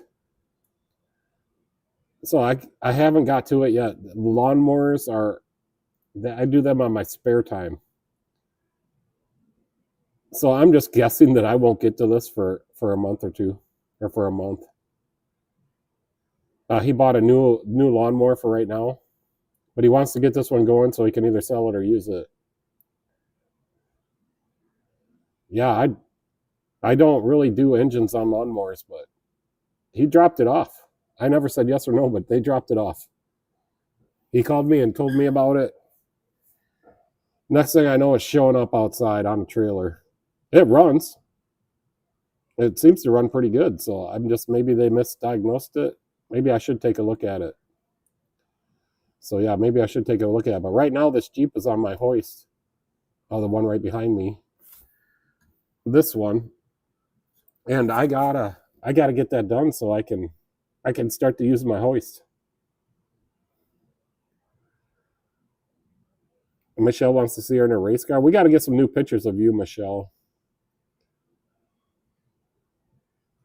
Oh, it's on here, Michelle.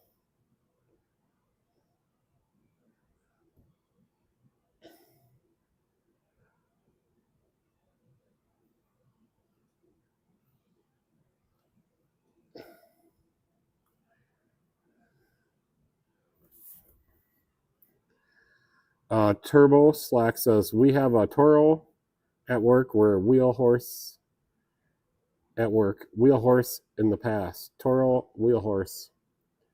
Yeah, I got an old Murray I like to use, and I got a. I'll show you my other lawnmower. This is the coolest lawnmower ever. Where's the lawnmower, Michelle? Here's the lawnmower I use at home, and the coils just went out of it. But I got a new coil on Amazon for like $9. It's got the 18 horsepower Briggs and Stratton opposing cylinder, a little Boxster style engine, and it uses one coil to fire both cylinders. I don't know what you're talking about now, Michelle. Back to the shop with the paddle. I'm just going through everybody's comments. I put you up on there, Michelle.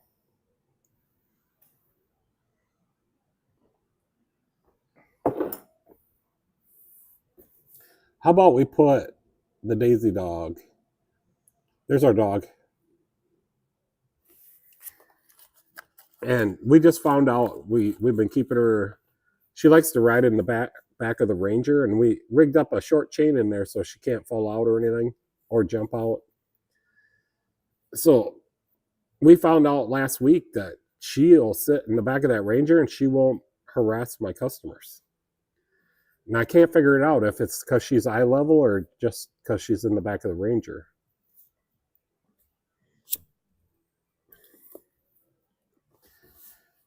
Yeah, I think your feed is way behind, Michelle.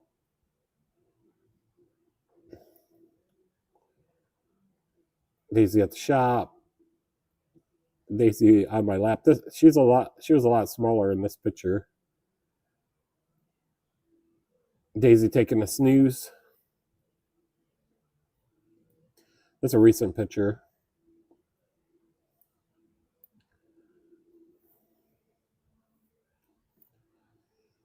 So yeah, we have a shop dog.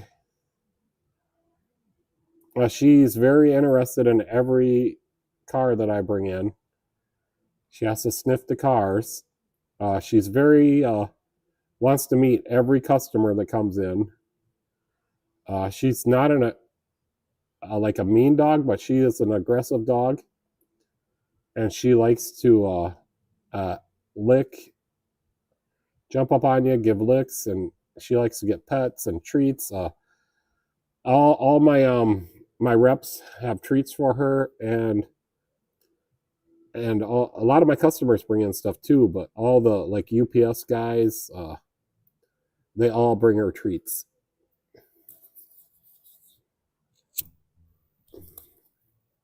So yeah, I'm still using the Straight Talk internet, which is working. Michelle hasn't got her internet box back yet, but she might go to Rochester tomorrow. Might go to Rochester tomorrow and get some stuff that we need to get. And she wants to get her Bluetooth device, which I want her to get that too. That way I don't have to hear the TV when I'm working. Yeah, Benny just brought us these root beers. That's pretty awesome. How many root beers do I have?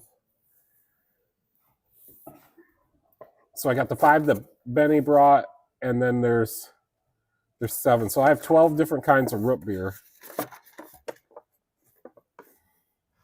here at my shop. And like I said, we start out each live feed, or I do, cracking open a root beer. All these ones in this picture, though, they all have real cane sugar. And the one in the middle there, that's the one so far that I'm ranking the best. But I haven't had the best, or the Red Ribbon, or the Sioux, or that one there on the end, whatever kind that is. And then when we go on our motorhome trip to Florida, the back roads, I'm going to take the back roads to Florida. And I decided I'm taking the Jeep on the trailer. We're going to take the Jeep on the trailer, just like this picture. And then I'm going to put a 2-inch receiver in the front. And I'm going to put my Suzuki motorcycle onto the front. So we'll have the Jeep and the motorcycle. The Suzuki is just so easy to get around in.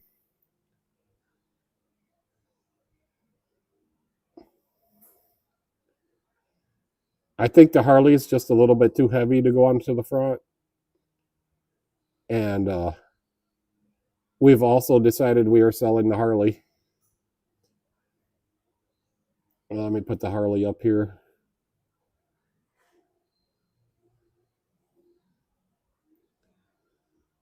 We did get the title transferred the other day, and I put insurance on it. And we took it to Racine the other day. Some Harley dust off your motorcycles and bring them to this event. Yeah, right here.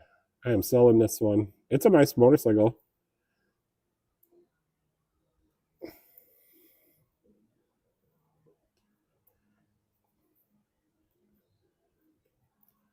It's a 2005 Sportster 1200.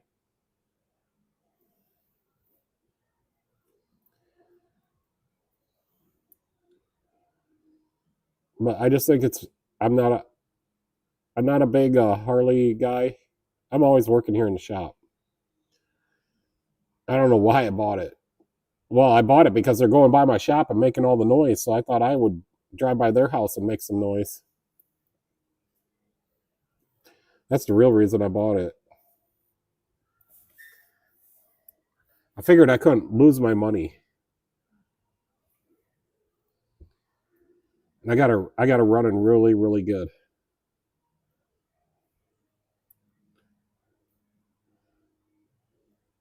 Yeah, it's running really, really good. What else can we look at? Yeah, this washer. I don't know where that was leaking. It looks like it's been installed and uninstalled a couple of times. I'm done driving. I had to make a quick trip to the Walmart and pick up some antifreeze. Had to put a water pump in my daughter's minivan, 2014 Chrysler Town and Country. Ew, water pump on a Town and Country. I don't know if I've ever done one of those. Drive by their houses with the modified, yeah. No, it's too loud to have in town because I had it at my house and somebody came down from like 5 blocks away and like, what the heck is that noise? Yeah, I was getting a little worried about you there, James. I didn't want you to be driving on and being distracted. But yeah, so I got to get this Jeep done, get it off my hoist, and then that's tomorrow's. I got it in here already, just a differential pinion seal and a rear cover gasket, drain it or a fluid exchange on the rear diff. That's it. Super easy. I ought to be able to whack that out super, super fast. Jeffro says it was a pain in the butt, but now I have to try to figure out how to bleed the system. Yeah, so if you don't, you could do those. So crack open the little bleeder on the thermostat there, and then fill it up until it comes out, and then spend the next 20 minutes just getting it as full as you can in the radiator, and then start it up and turn the heater on and get some heat, and then shut it off and fill it the rest of the way up. And then take it on a test drive and keep verifying that the coolant's full. That without the vacuum bleeder, I do those. When I do the thermostats, I do them all the time. If it's a 3.6 Pentastar.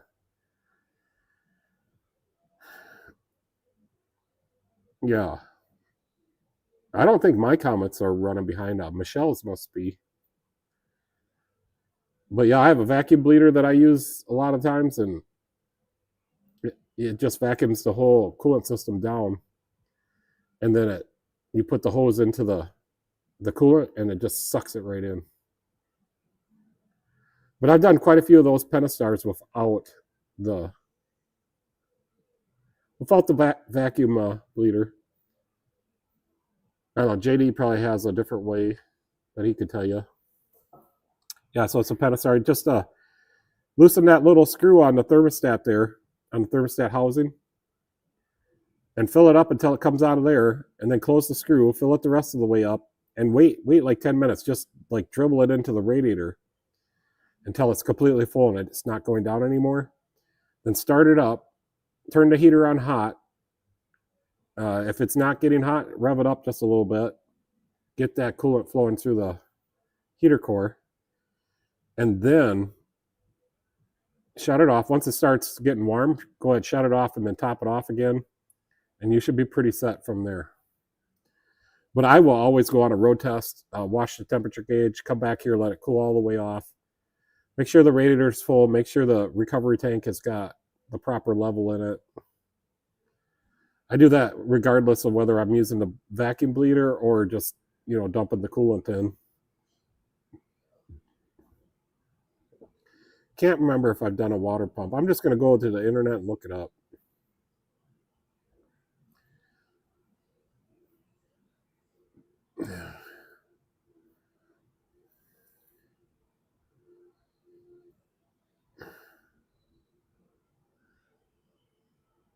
So it's a 2012 Impala that's coming in tomorrow.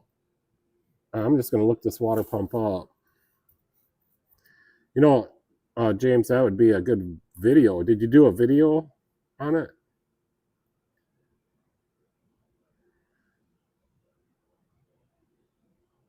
No, I don't think I've ever done one of those water pumps.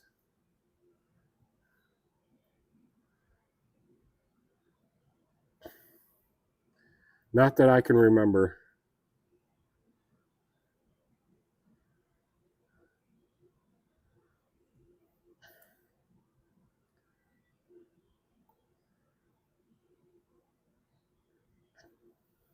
I do the oil coolers, the oil filter housing, oil coolers. I keep them right on hand.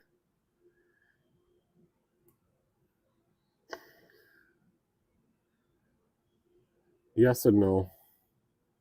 Yes and no. Here's the engine I got to get into this Jeep Liberty behind me. It's kind of a basket case. This was the last minute thing, and I just was trying to get it done because tomorrow... Oh, he didn't do a video. Tomorrow I need to finish up everything and leave on my trip. That's cool. Hopefully everything goes great on your trip and you have such a great time. And like you said on your live stream on Sunday, I just put it all out there, and if somebody crashes my stuff, I guess. But I haven't had... nobody recognizes me yet, so I'm not that big. But we tell it, me and Michelle tell everybody that we have our YouTube channel, and please subscribe. And now my big thing is Google reviews.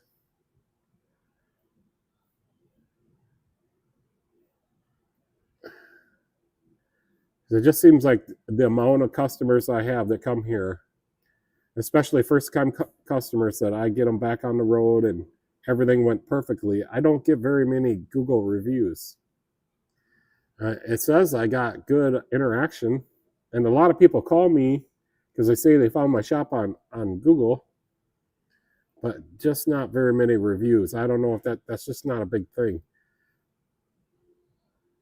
We have a 2012 Impala, which is a police interceptor model. I call it Impala because it's missing the eye. Yeah, I drove that car today. Michelle says I gotta fix it. It's got a bad strut, bad engine mount, sway bar links. The other day the battery was dead on it, so I don't know. That was really weird. But something must have been left on because it's been good now. And I might bring that car home tonight because there's some stuff I want to take out of there and put it into the motorhome. Yeah, we moved the motorhome back to the house. So we're camping beside the house right now. Big old, where's that motorhome? Oh yeah, I can show you, James. That thing can lift. It can lift all all 8 tires off the ground. I rotated all the tires on Sunday. Yeah, right before your live stream. Rotated all the tires. I washed it. I fixed the airbag mount, and the rear fender skirt was loose. I fixed that, put a new bracket in there. I can't remember. I think that's all we did, and then we took it over to the house. Well, we drained all the tanks and everything. We have a RV drain, sewer drain here. And then we filled up all the tanks, of course, with the fresh water. But yeah, Michelle's over at the motorhome right now. It's all over the road. Yeah, the Impala. It's fine for me, but Michelle, yeah, I was trying to find a good picture. I just took these pictures. You can't see the back wheels off the ground. I was like, the sun was shining. I was sweating, and the sun was shining on me, and I couldn't get a good picture. But all the tires, all the axles are off the ground. It's got a tag axle in the back. So I took the drive tires and put them on the front and on the tag axle, and then I took the tag axle tires and the front tires and put them on the drive. Because the tag axle tires were getting chopped and wore off on the insides. Now my phone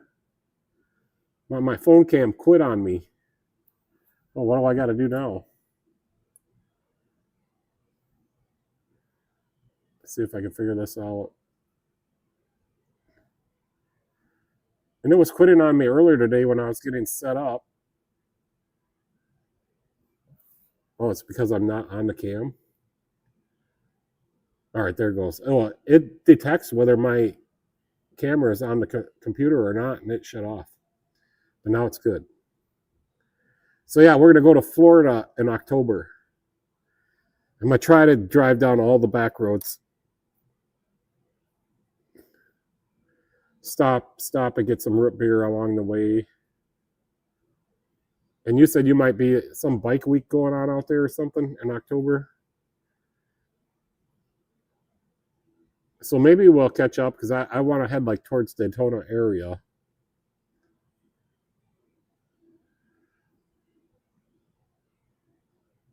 Well, Michelle thinks it's fast, but it's really not that fast. Like compared to the cars I grew up with, like I guess she had a Grand Prix with the 3800 supercharger in it. That would have been way faster than this car. Michelle can't drive it more than 2 blocks, but I could drive it. It did make a new clunking sound today when I pulled out of the driveway. Like the strut mount ripped out or something in the front.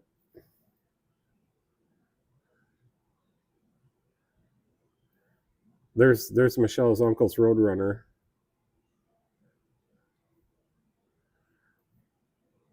There we go.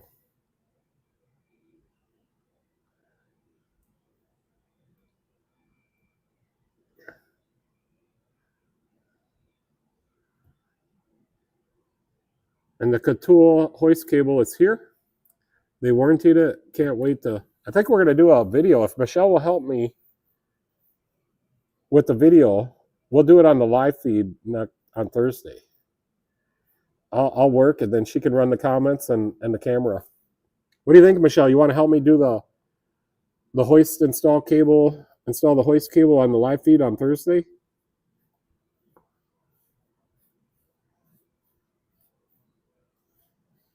I don't think it's going to take me very long.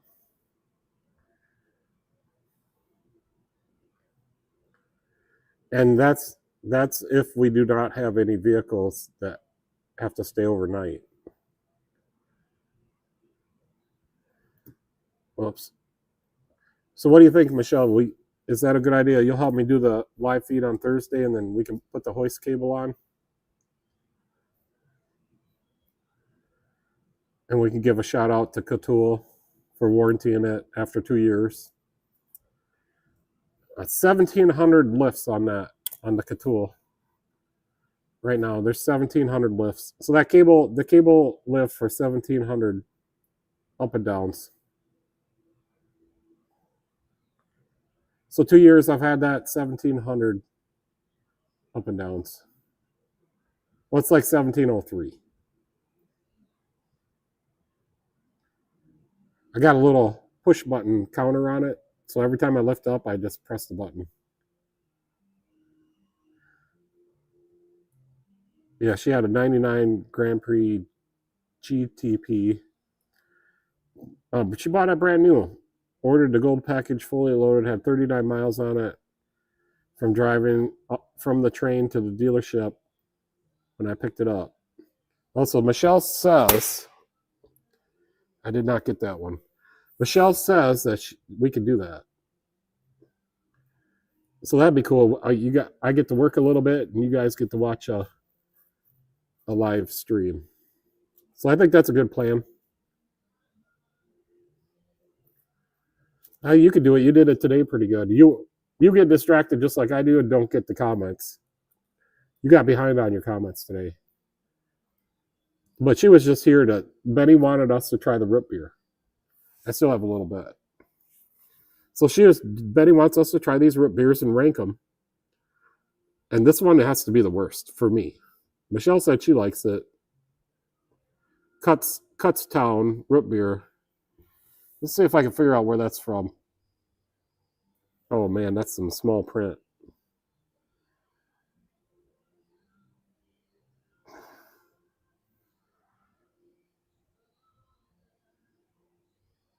No, I'm not seeing where it is from. Oh, here it is. Bottled under the authority of Kutztown Soda Works, Kutztown, Pennsylvania. So maybe Rob knows about this one. Kutztown, Pennsylvania. Got it. Yeah, cane sugar. And I could taste the cane sugar like a lot. Like if this had a different kind of sugar, it might be better. As long as I don't yell at her. I'd never yell at her.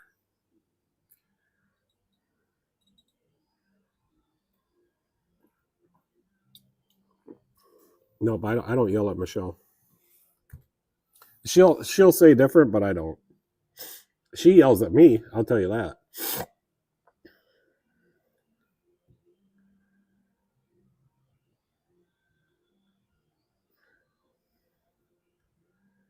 The internet is slow, I think. My phone was lagging behind. Yeah, no, I could tell you're lagging behind a little bit.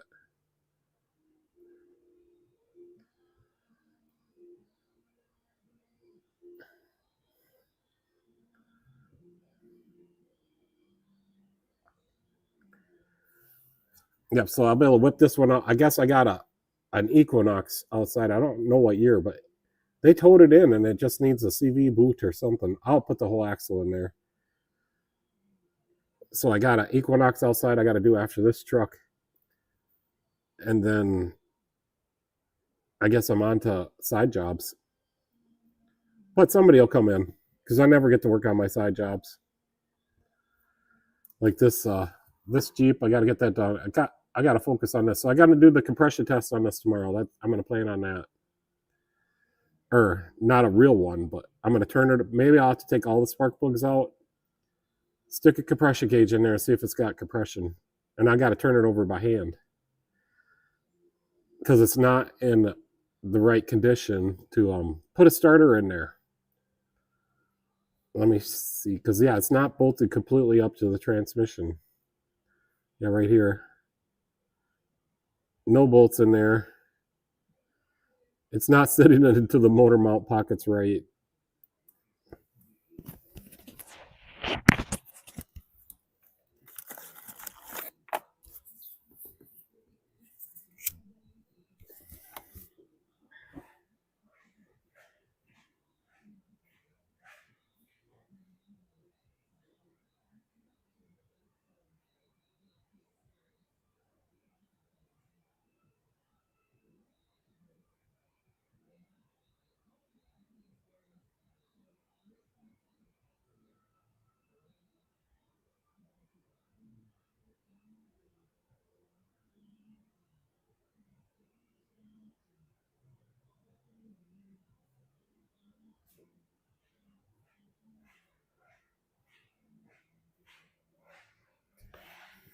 Man, I'm gonna get copyrighted on this one. The radio's been on the whole time. Just turned it off right now. Gonna be copyright city on this one.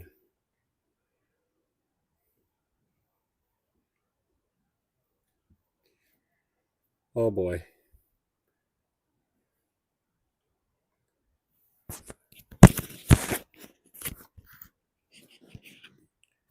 Well, I guess that'll be okay. Just won't be able to monetize this live. I can tell you right now I'm going to get copyrighted. So the Ram AC, that guy's got to come pick this one up. He's happy. He's had it at a couple different shops. And they put an AC compressor on there. I don't know if it needed one or not. I'll have to talk to him more when he comes here. I thought it might have been to tip him. I was telling him over the phone. Okay, that's good that you didn't hear the radio. But I was telling him over the phone, like, these trucks have problems with the tip them in there. And you could bypass a lot of that stuff and reroute it inside the fuse box to tip them. I've had to do that on a couple of these, but this one turned out to be a different problem. And I finally found it. I worked on it for quite a while trying to figure out what was going on. But I started tracing, why was the AC pressure so high? I guess that's the default it reads when it's not getting connection or an open wire. But I had the 5 volts. I just didn't have the ground and I didn't have the signal, or at least I don't know if I had the signal. But it turned out this plug was not plugged in all the way. And I got it plugged back in, but it was really like the gasket was binding. So I'd spray a little WD-40 on the seal, and then they slide and lock right in.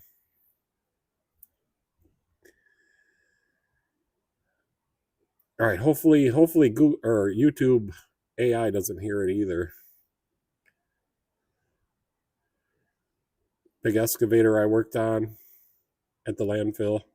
They don't like me to call these places landfills. They like me to call them recycling centers. But I'm in charge of me, and I call it whatever I want to.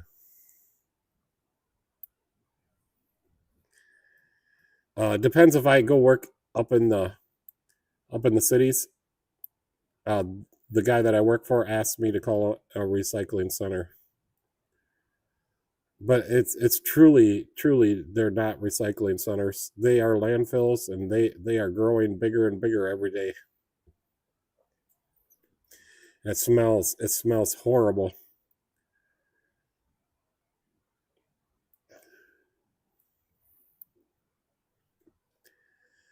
And this one gets a lot of incinerator ash, and that incinerator ash, I guess, is super corrosive.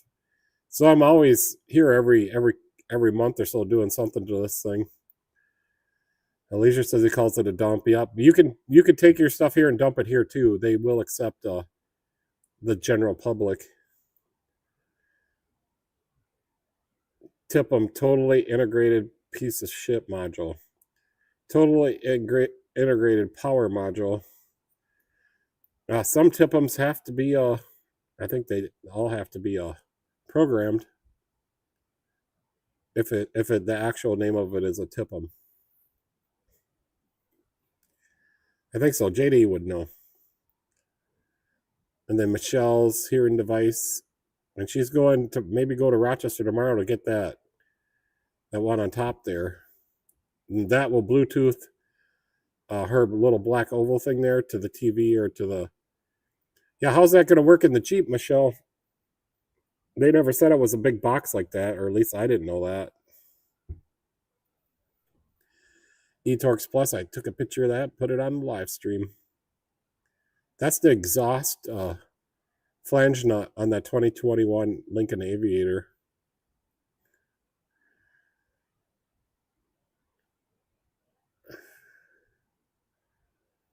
Yeah, we got to call this guy for the sub latch for his Toyota. we got it sitting here.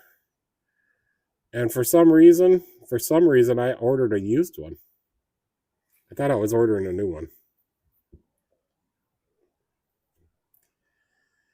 But I guess the main important thing is to get it working.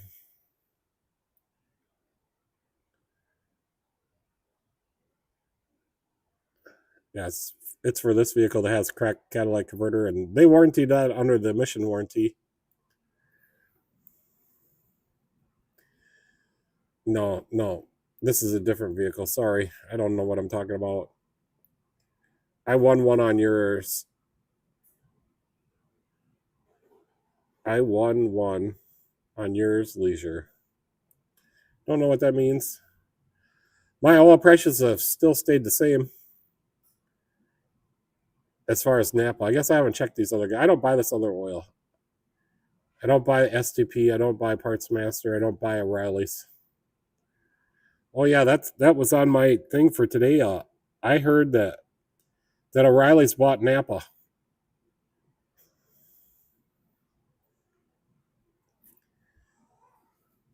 I don't know if you guys have heard anything about that. But the Napa guy, the driver was here the other day when this guy was telling me. And I think it's true. The guy from Napa, he was saying, well, it might be a monopoly then.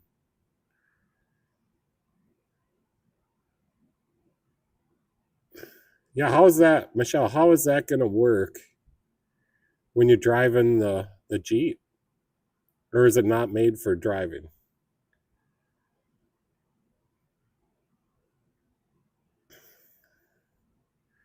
Yeah, that's what I heard.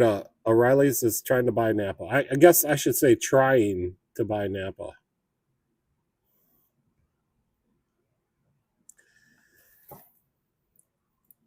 So we'll see. Because I'm still mad at O'Reilly's, and I did have to get a couple brake calipers today. It's the only place I can get a brake caliper that works as of right now. I still got to get the factory motor parts account set up. Maybe, Michelle, when you go to Rochester tomorrow, you could see if you can find out where that place is and see if they got delivery, see if we can get set up on Parts Tech.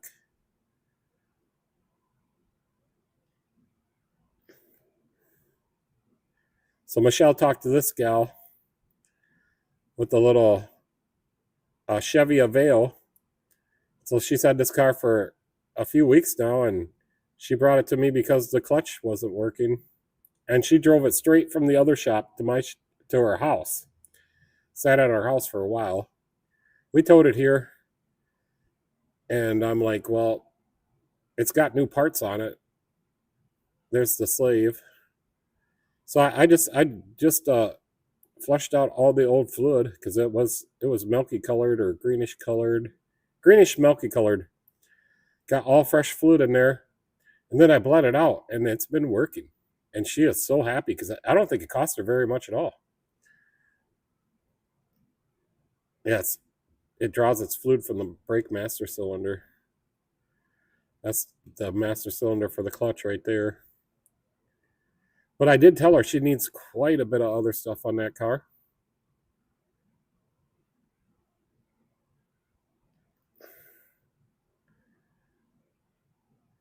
Yeah, here's my... Maybe it's this one. Here's my Busch Light collection, James. And this is the table in Michelle's area, and that's going to be our new reception room, and we're going to have snacks and chips and pop and coffee and a window into my shop. And then all the customers have to go into here. Of course, I'm not going to have them Busch Light cans there, but they can wait in this area. And we made these bar tables in there. But they're going to have to go into this room, talk to Michelle, and then Michelle will relay the information out to me. I want no more customers in my shop.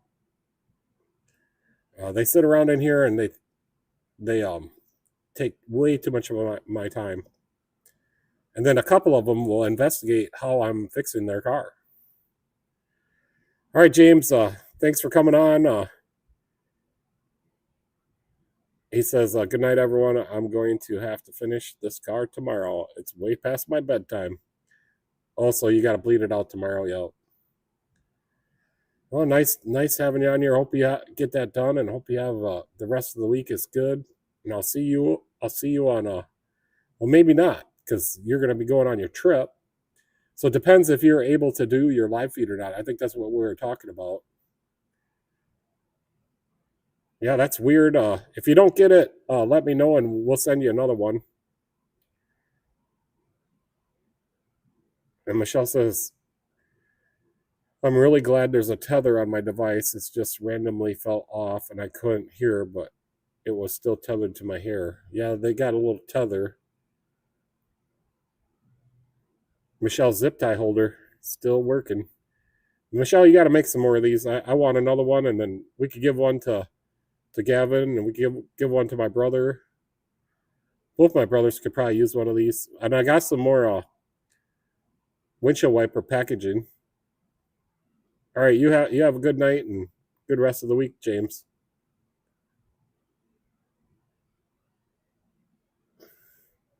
And we're going to be on just for a few more minutes.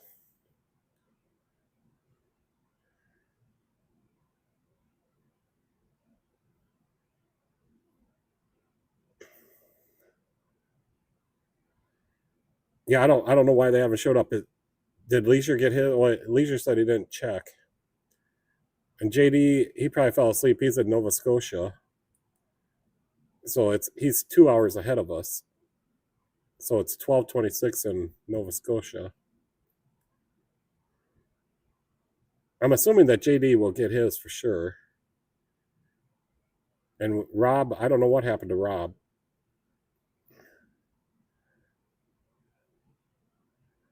But yeah, we all got to go to work tomorrow.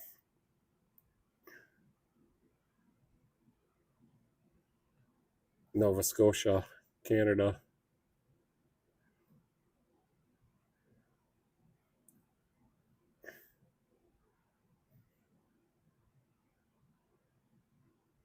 Looks like there's some kind of marina there. The lawn boy probably got his meal. Well, somebody's going to get it. I'm assuming you'll get it. I've never had any real problems with the meal. I used to be a power seller on eBay. So I never had one person that didn't get a package. Can you do a David Lynch impression? I don't know who David Lynch is. So yeah, I don't know who David Lynch is. Better not. I'll get the lawn boy. Yeah, Michelle will drive over there to Connecticut. Oh, I don't even have my chat on all messages. Now I do.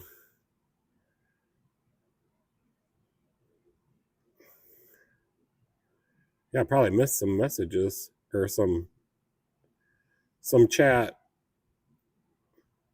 I do got the radio off. I better not get copyrighted on that. Yeah, I don't know who David Lynch is. I'm not even gonna Google it. I don't do impressions. I just do myself.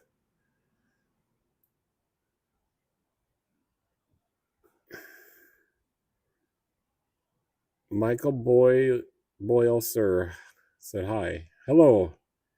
Yeah, we're just doing a little live feed. It's getting down to the end of it, but we like to talk about cars, what I worked on or what other people are working on. I don't think JD. I forgot to ask him what he is working on.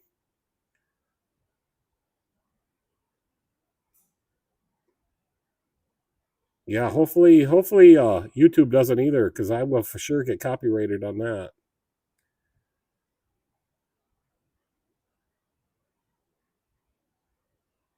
I'll go deliver the. Yeah, Michelle will drive her Impala. Right, Michelle? You'll drive the Impala.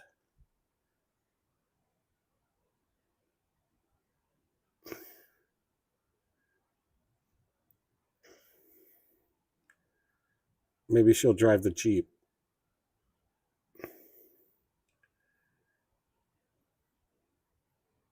How's the oil change on the Jeep, Michelle? Is it due? I thought that oil change was coming due soon.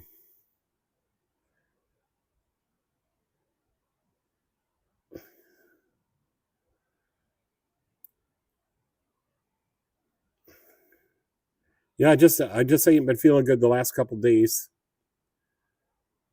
I hope I don't have that parasite thing that's been on the news.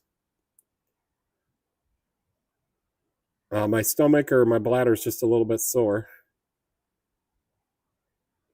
Can't tell which one. And right now I'm starting to get an overwhelming tiredness.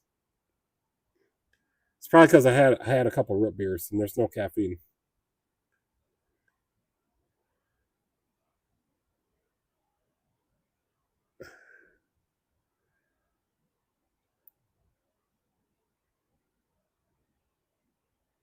Oh yeah. Oh yeah, what?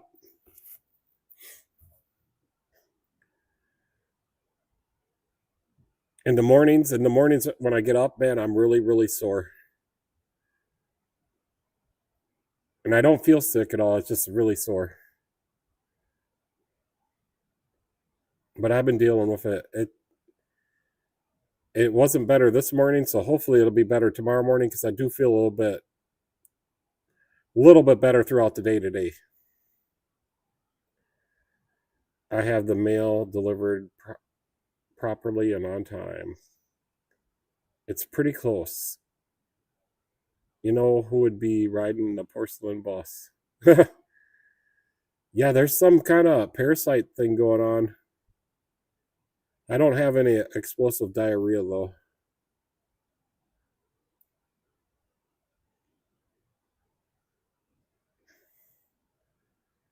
Needs OC ASAP. Oil change. Oh, it needs an oil change. Yep, that's our abbreviation for oil change. Yeah, I suppose we could go over what I got to do tomorrow or this next week. And it's pretty full. So yeah, the rear diff, the cover is leaking, and the pinion seal. So a fluid exchange and fix all those leaks on that differential. And then that's a CV axle, and they had it towed here for the CV axle on an Equinox. Then I got an OBS Chevy coming in on Thursday. And something happened to the exhaust. They said it's super noisy. And then the Impala with the ABS light, stability track light, and they tried to change their own oil and they rounded off the oil plug, but they did get the filter changed. And they want me to fix that oil plug and put new oil in it. I don't know if they're bringing me the oil. I'm assuming they are. Then on Friday, a 2007 Ford Focus wheel bearing. Usually, I think them are pressing, and usually there's more than one bad. Oh, and then that day I also have a blower motor not working on a older Ford Escape. Oil change day 1, 2, 3, 4, 5, 6, 7. No. 1, 2, 3, 4, 5, 6. 6 oil changes so far lined up for Saturday. And then the one I thought was 7, that's free grandstand night at Deer Creek Speedway. A couple of 100 miles, so then you need an oil change on Saturday too then, Michelle. And my pickup needs an oil change.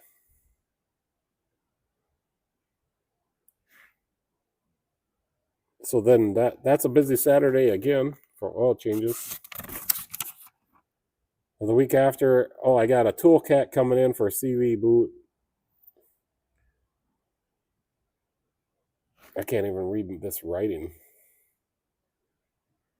A 2001 Ford Ranger coming in for unwanted ABS activation.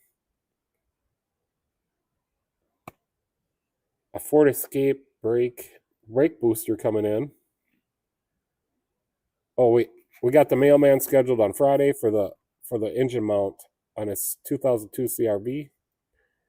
3 oil changes are already lined up next week. I'll write my Jeep down on the schedule for Saturday for an oil change and possibly air filters. The lift cable needs to be changed. Yeah, we're going to do that on Thursdays live. That'll be cool, right? I'll be working. So that's it. That's where the schedule runs out at. I don't see nothing. Oh yeah, there is one on August. I don't know what that is. So we do got the last few days of July open.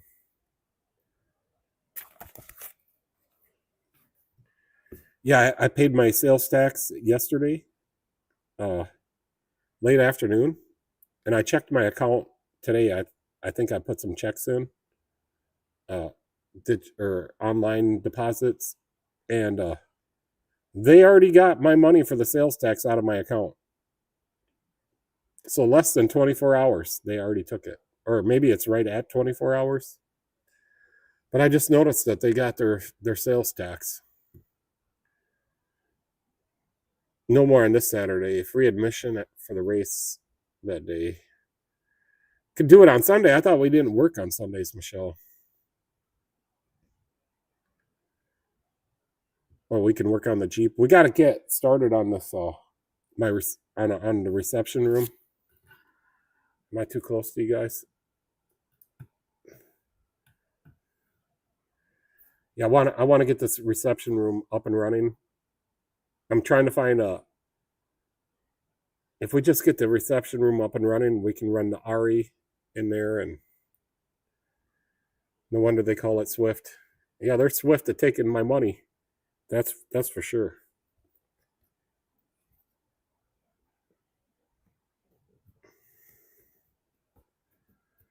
Yeah, I don't even think this last Saturday I didn't even get my pants dirty.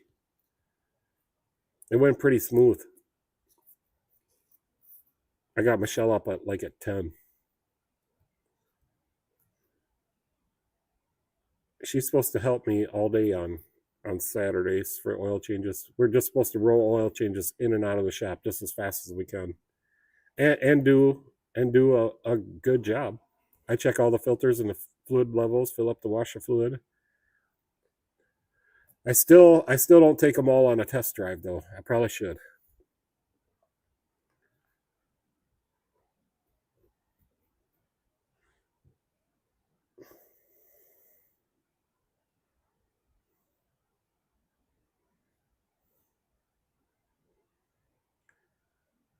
I was just going through some pictures here to see if I forgot any.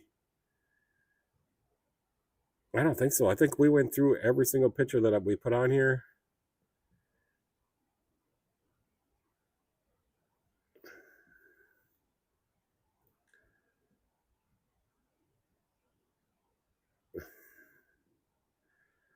We can do the lift cable and the Jeep oil change Sunday since there is. No, Michelle, you didn't get it. We are going to put the lift cable on Thursday for the live stream. I'm back. Timmy is back now. He had to check on his chicken wings. My 125 says hi. Well, hello. We're just getting to the end of this live stream and not too much left to talk about. We talked about everything so far. I got a great bunch of guys on here that like to help people or help me help people with their car problems.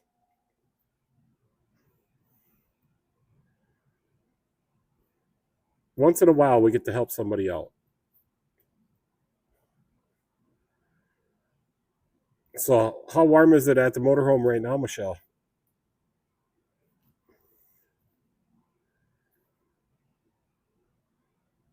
Yep, Timmy had to check on his chicken wings.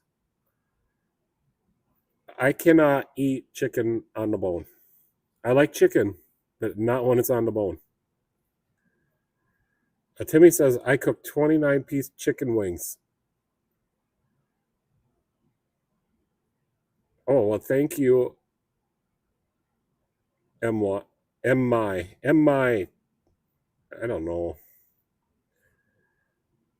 MIT 125. MIT 125. Yeah, so we just like to help people, and that's the whole point of my YouTube channel, is to help people fix their cars, keep their cars going.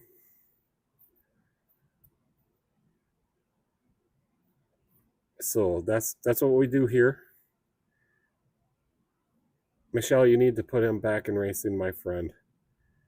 I would love to. Oh, there is one picture that I forgot to show you.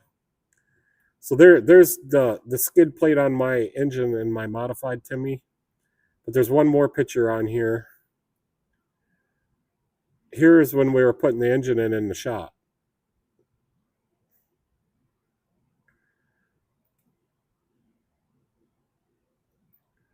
I think me and Michelle put the engine in and had it running in like 3 hours.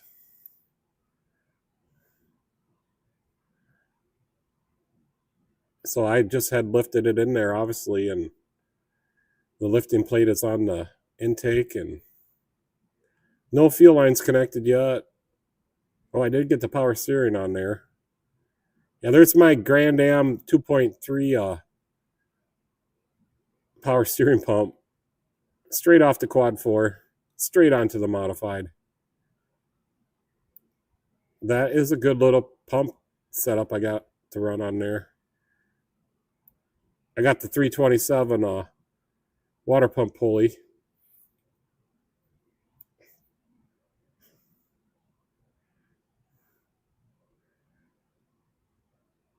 It's 81.5 outside right now.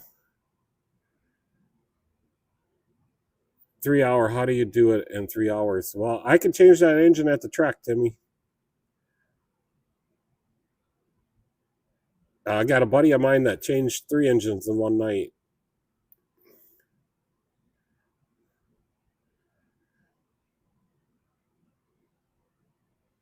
I've never changed my engine at the track, but I could. Or I was almost able to. I almost had a second engine ready to go.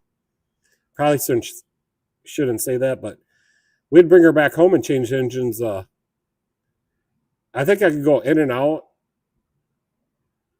I could pull the old engine out in 45 minutes, and I could put the new engine back in and get it running in just under 2 hours, if I remember right. Did it all the time. Not continuously, but I'd take the old engine out, get a new engine ready to go, and I could get the new engine in there in about just under 2 hours and have it run. Now, the friend I'm talking about that changed engine at the track, they could go in and out in just right around an hour. Yeah, this guy blew the engine up in hot laps. They changed the engine, made it to the heat race.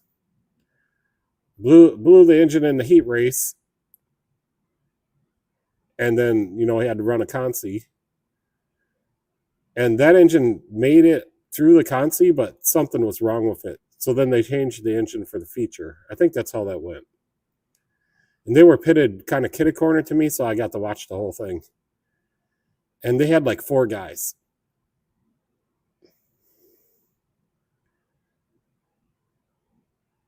Michelle says, I went into the motorhome and came back out a few hours later, and Pete told me to get in and drive it. I just like to hear it run. Never had driven a modified race car before, but I did it with grace. It's a lot for a beginner. There's a lot of horsepower sitting there. A lot. That engine is no joke. And this engine right now, when you're looking at it, has 55 nights.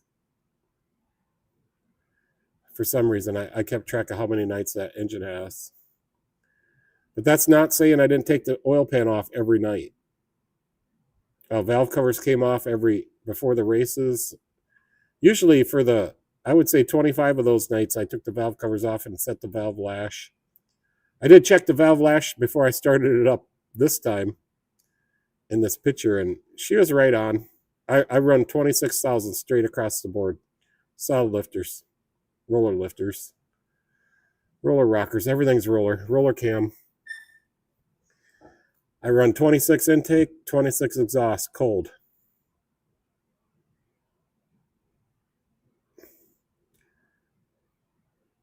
Timmy says that Michelle, if I ever meet you all at the track, I might let you ride with me in the bomber class, my friend. Yeah, that'd be cool. You guys could give rides. I was so nervous that night I pulled her back inside. I hit the toolbox twice on purpose. No, I don't think you hit it on purpose. You ran into the toolbox. But bring a fire suit, Michelle. I know we have a 2-seater late model that they give rides in before the races.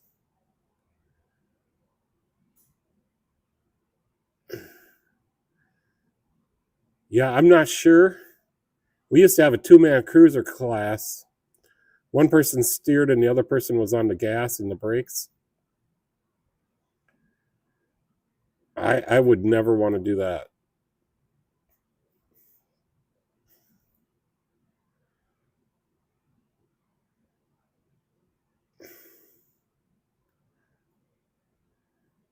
I'll put it back on me for a minute. I'm starting to get a little bit tired. I got bad posture. We have a suit, but I definitely need to get my own. Yeah, our suit is not up to the SA certifications. So you're only allowed to rate when you race my class. You're only allowed to have 1 year. I think your stuff can be 2 years old is all. Like your seat belts, your helmet, your fire suit. All that stuff has to be SA certified, I think. And it can only be up to 2 years old. And now you got to have the Hans device. And I can't remember what other safety stuff that you need to have on your car.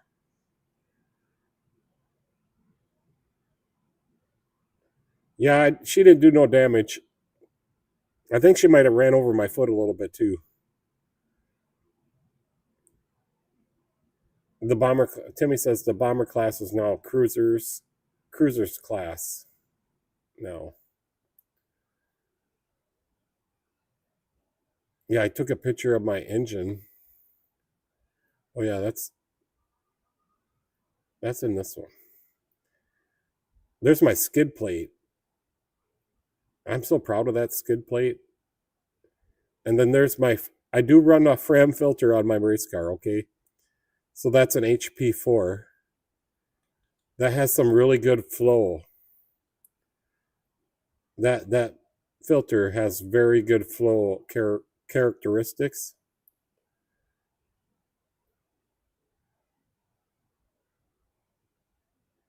So I run the HP4.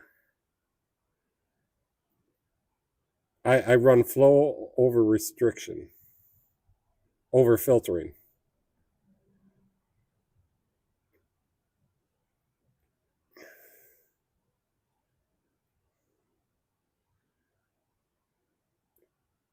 And then this is a 400 board 30 over. So it's a 406.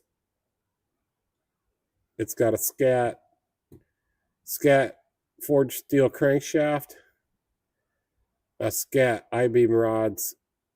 I'll get a picture going here. Where did I put all them pictures?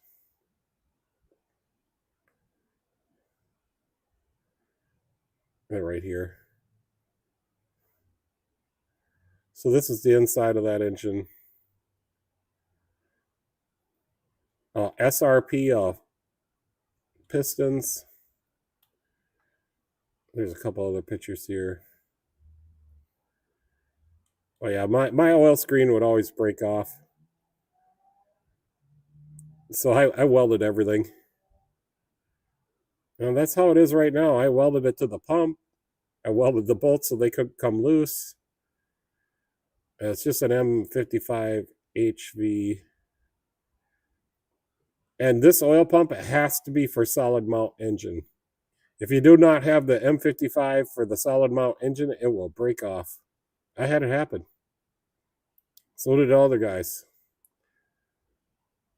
And then I ran a little bit longer extension for my oil pan.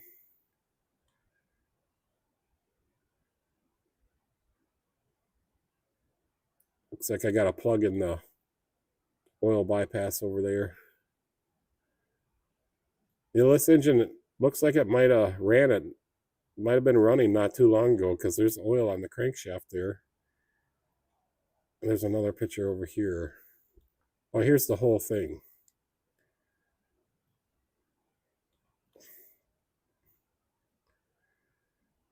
Yeah, so one thing about it, like Timmy, my headers can be left on the engine, taking it in and out. For some reason, I took the engine out of the car. Not sure what I was doing. Yeah, the fan can stay on the engine, the fuel pump, the lower hoses on it. For some reason, I took the engine out and flipped it over. I don't know why. It's not blown up. It's still the same engine I have. I think I was doing a check on the rod and main bearings. So the splayed caps go into the water jacket, and I don't like to pull the main caps off when it's in the car. So I probably took it out to flip it over. I don't know. I don't remember why I took it out. The heads are on it, headers are on it, distributors in it, everything is in it. But I flipped it over on the stand for some reason.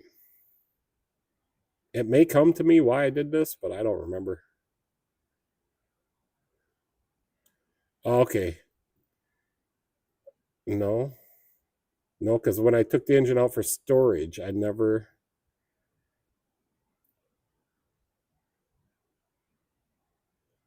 took the oil pan off. This is out of the car for a different reason. Probably on a Saturday night or a Friday night, I took it out. Let's see if I could tell where this is at by the floor. Yeah, this has got to be out at the race car shop. That floor is really, out at Scott's shop, Michelle.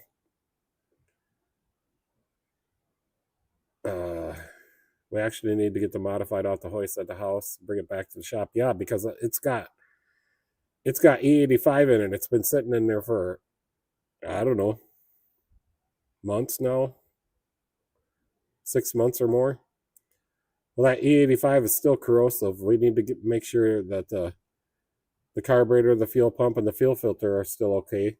Timmy says, I have took the fan off in the race. I have took the fan off and race with no fan. Oh, you don't want to race with no fan on this thing. And that's a fan off a 1982 S10 with the, well, I'm not sure what engine, but I think it's a 4-cylinder engine. I don't know. It's off an S10. And I told some other guy about it at the track, and they bought one and put it on their car, and it does work. This fan, I figured, cools the engine 10 degrees cooler. And it's safer for the radiator. Like if your radiator came loose or got bashed in, I've had the radiator come loose and rub up against the fan, but nothing happened. Finished the race, and we're expecting the car for the next race, and I'm like, oh, we got to fix that one. The plastic fan on the R-Mod. It doesn't weigh hardly anything. Yeah, it's very light. Other people run plastic fans, but they're aftermarket ones. That floor doesn't look familiar. Yeah, it's out at the race car shop. Need to change out all the fluids. No, the fluids are good. Maybe the feel. Need to change out the feel. I don't know if ethanol or E85 can go bad over time. I'm assuming it probably can. Why do y'all race with a metal fan? Because plastic fan will bust faster. You know, I've had my radiator come loose and get knocked into this fan from accidents or just loose bolts or. No, the whole theory is that I tried this fan. I got this advice from another racer, and he ran this fan, and it does keep the engine 10 degrees cooler with less drag. I don't know if I have any data for that, but that's what I'm going with. And then on the plus side of it, I run this so close to the radiator that if your radiator gets shifted at all, that I'm able to get this right up next to the radiator. That's why it cools better. Like the other fans, that throws the air out of the end of the blades. This one doesn't, because of it's got a shielding around it. But I've had my radiator come loose and it got knocked into the fan, and it did not rub a hole in the radiator, and it did not break the fan. Plastic is less weight and can be replaced. No, this is kind of a rare fan, and it's kind of hard to get these now. That's the only one I have. I don't even bring a spare fan to the track, I guess. Probably should. Well, they got the parts truck at the racetrack. Oh, most of the time I could have somebody run me one. I don't have any spare fans anymore. I used to, probably.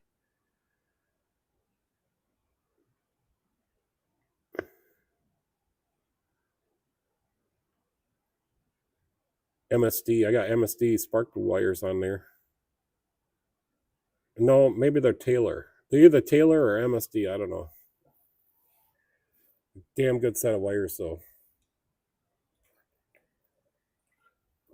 Speedway. I got Speedway engine mounts there. They're cut in the middle, lightweight.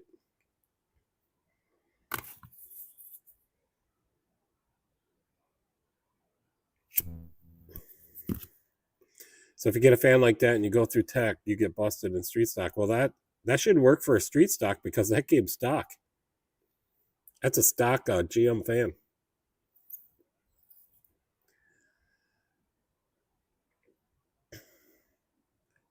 And if I run it like a half inch away from the radiator. So that's why it cools better. I can get it closer to the radiator. I used to race street stock. I don't know what fan I ran on this engine. I don't even remember what engine's in there. I ran some 40 over 350s. For some reason, 40 over 350s were just my engine. Another street stock right here. Yeah, I ran street stocks. I do believe I did not have the S10 fan for these street stocks. Pure stock. This probably had a clutch fan on it. In fact, I know I ran a clutch fan on this thing. It never got hot, though. I did have a radiator out of a square body that was a 4-core. I still have that radiator somewhere. Be right back. Got a few days to let her out.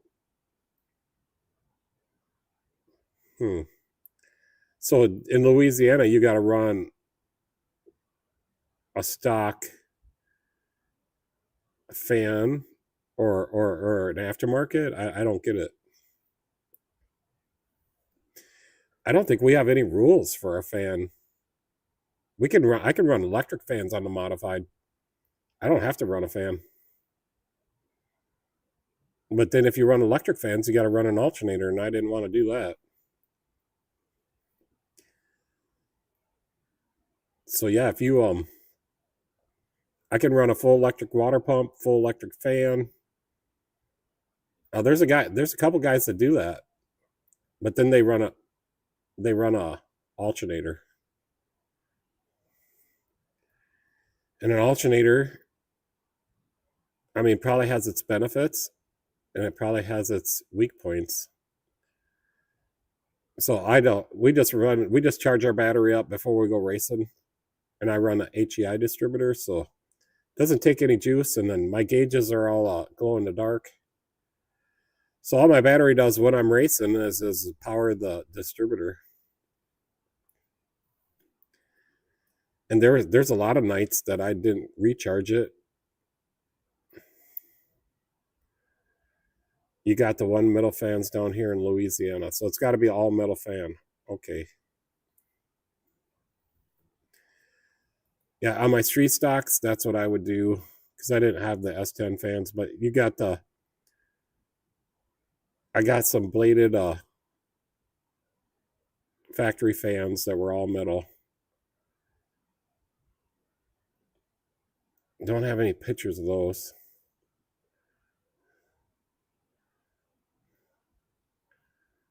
Crashed a little bit.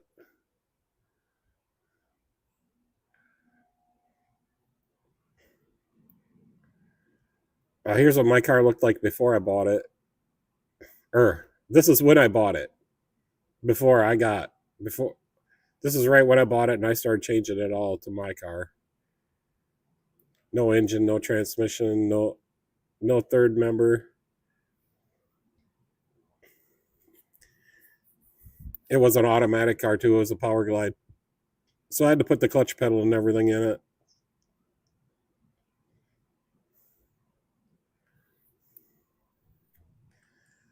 '77 race car hauler. Yeah, I love this truck. There's some better pictures of this truck somewhere. Yeah, I like this picture.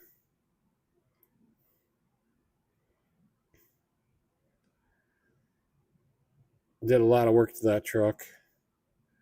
Here's some engines. That top engine, I hate to tell you, that's a 358.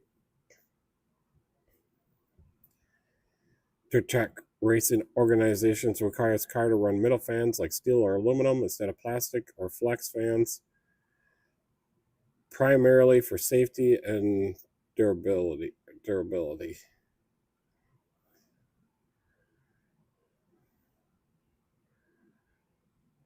Well, let's just go through all the pictures, and then I'll call it a night.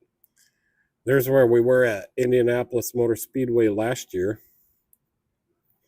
I took a picture of the tower because it had all the Miller Lite cams on it. I just thought that was pretty cool. There we are in the grandstands. I'm at the top of the grandstands. Or me and Michelle and Mom. So that's kind of interesting. Here I am standing next to the Corvette pace car. It looks like Michelle's right back there too. So Mom was taking this picture. Yeah, there's me and Michelle. Can we zoom in? Yep, that's definitely Michelle.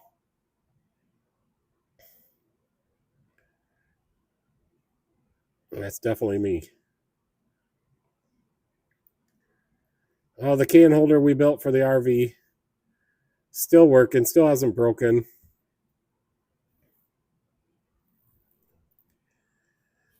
No, I guess a plastic fan could self-destruct.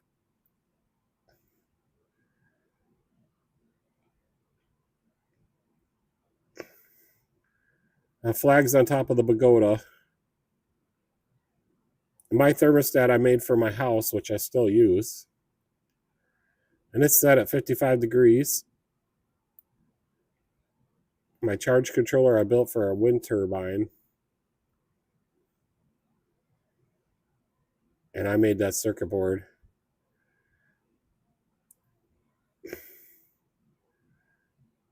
Right there. Got my name on it. A head I resurfaced on my yeah, I needed to get this. This was a 3400, and I needed to get the this head gasket job done. So I just resurfaced this with some sandpaper myself because I called the machine shop and they were a week out. Well, this car is still running as far as I know. I did this job like 4 years ago. I think that turned out pretty good. And I did those exhaust manifolds on the Hemi the same way. Starting units, I used to make these. I actually got to go over to that shop and get some Coors diodes. We're just going to go through all the pictures, and then I'm calling it. Oscilloscope, I used to fix this. I fixed this oscilloscope. And then that's the modern oscilloscope I have here at the shop. But this is the Tektronix.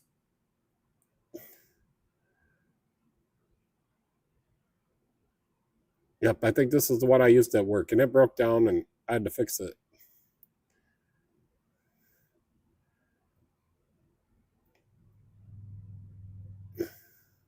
Wish I had that scope back. This is what I'm going to do with my van and the race car. I'm going to pull it, get the A-Team van, and then pull my race car on an open trailer. Indianapolis Motor Speedway was so fun. Yep. My friend, I will tell you this, down here in Louisiana, if the drivers have not seen you before, they will rub you back hard down here in Louisiana.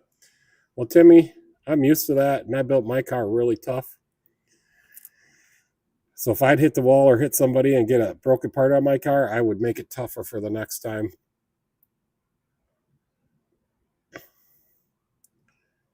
Yeah, we race USMTS here, and they're for blood.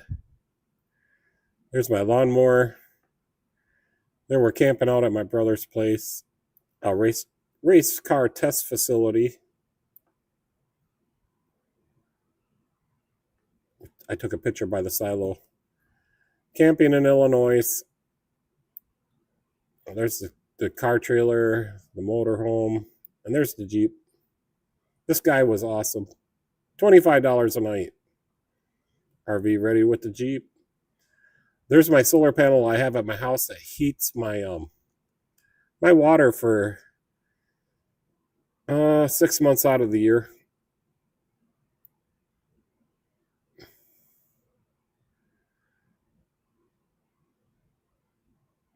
Talking about your back bumper. Yeah, so I like to start at the back and work my way through. That way, they all know. They all get used to me then. And then the last 10 laps to go, I will put her down to the wood. There's me in the RV with Daisy. Daisy at the shop. Daisy outside the shop. Daisy snoozing in the shop. This is the one that Michelle was reading us the wattage off of inside the motorhome. Batteries and inverter on the motorhome. Solar panels on top.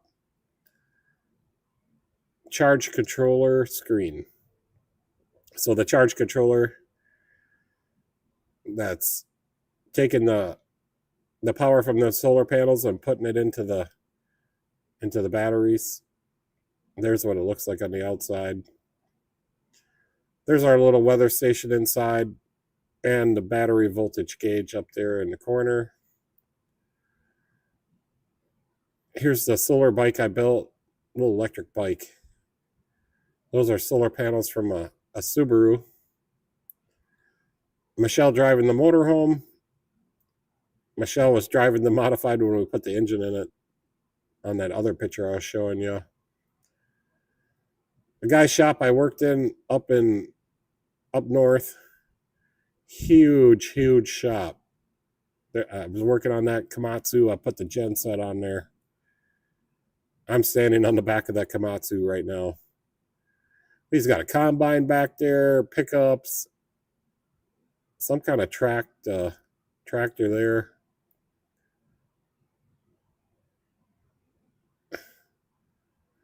My house shop. This is where I started. Designed this for YouTube first off. Got my car on the lift. Corvette over there. The lift is still there. The modified is on it right now. I see Michelle flipping the bird in the race car out. Here's a couple of vehicles that I work on in my new shop. Squad car and a big truck. YouTube sign outside my shop. The shop outside. Chevy Cruze, a rodent, chewed the wires. HVAC actuator. Always use an OEM, or else you're going to be doing it quite often. John Deere lawnmower wires that were rubbed through.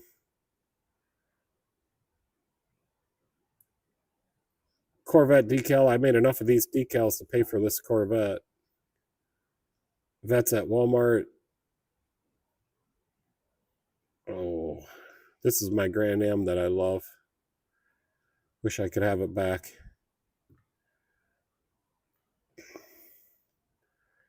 And then this car is back here at the shop. We got to get it running. My Firebird is back here. It's not mine anymore, but it used to be. There's my van at my home shop, the house shop, and the race car is beside it. Quad 4 turbo. I put a turbo on a Quad 4. Who does that? There I am. I'm only, man, I got to be 15 or 16 years old. An F250 with 31K on it I worked on. A couple of low mileage Chevys. 51,000 on the red one. I can't remember. 25 on the white one. My Busch Light can. The modified bottom end picture, which we were going over pretty good.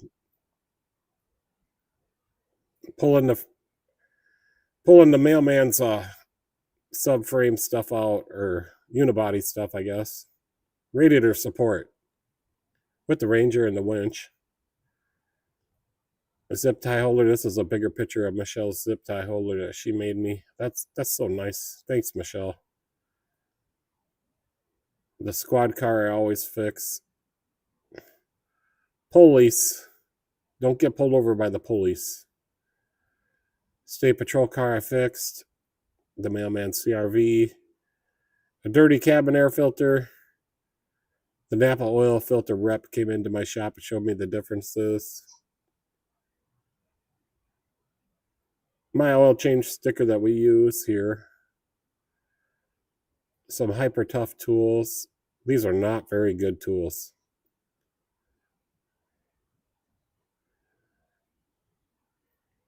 Ranger on the trailer. Yeah, we had to go out to Deer Creek and we're pulling it with the Jeep. But the Ranger's too wide to fit on a little trailer like this, so my brother made it so it fits on top of the trailer. The STP oil that I bought for a penny a quart. 30 quarts for 30 cents. So far, Leisure, I don't think anybody got fired. Now, the Harley that I decided I'm selling, my F-150, my 79 Monte Carlo. I love this car. I wish I had this car back. From Texas, no rust.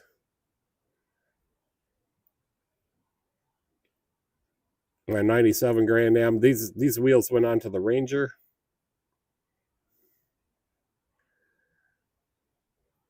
Now there's me beside my 91 Grand Am.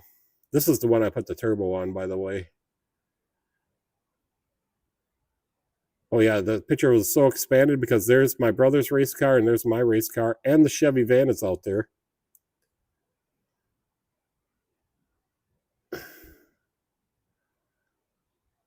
Michelle's Jeep. Now the guy I used to work for, this is his truck. I think it's cool. I like this picture better. Take this one off. Boss plow on the van. Yeah, we'll take some short videos so we can post them. We'll show you what the racing's like up here. 68 C20 Chevy I worked on. I don't know, I suppose it's been a month now.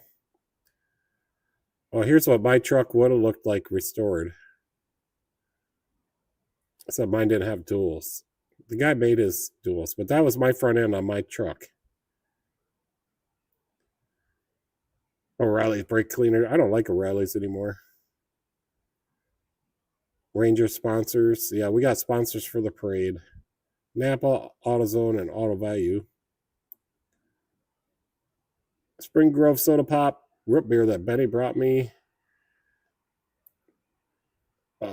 My brother's modified.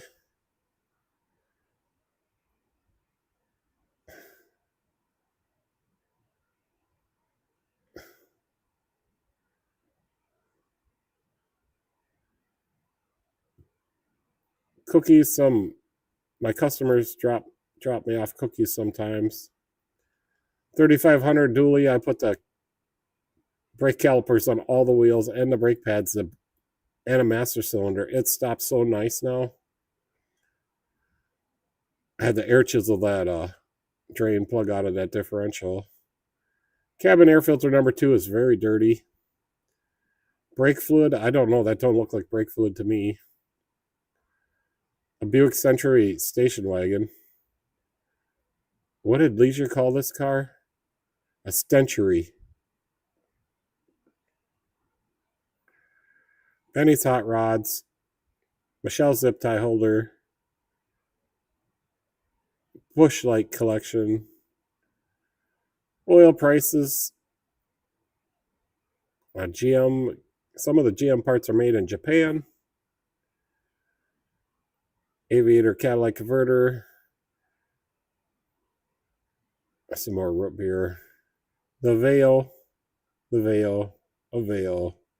Hyundai oil filter. F-150 into the parade. This is what we ended up doing. Leisure's modified. Asphalt modified.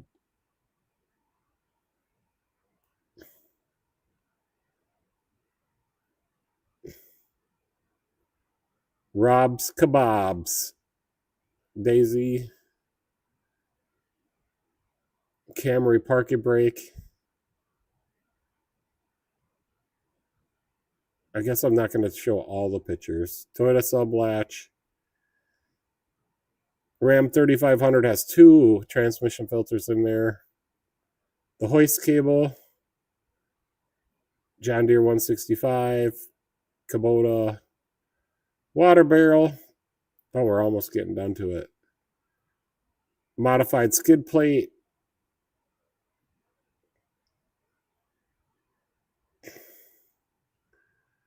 E-Torx Plus. Michelle's Osaya. The Liberty engine.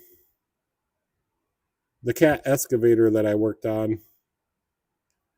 Benny brought us over more root beer. Thanks, Benny. Motorhome can jack all the tires up by itself. 99 S10, the brake hose, caliper, copper, sealing washer was bad. Replaced that just before tonight's live stream. Colorado rotor, so this is, I did brakes and calipers on this Colorado today. Got the air conditioning fixed on this Ram. And then we're back to me. Yeah. So I think I'm gonna call it for tonight. What else do we say? Sign off. I'm gonna sign off. I'll thank everybody for coming. It was a hell of a good chat tonight. It's getting late for me, so I got to get home and talk to Michelle and get some sleep. So, thanks, Timmy. I'll check out some more of your videos, and then next Thursday we're gonna install the hoist cable. So, signing off, calling it. Hope you guys all have a good week.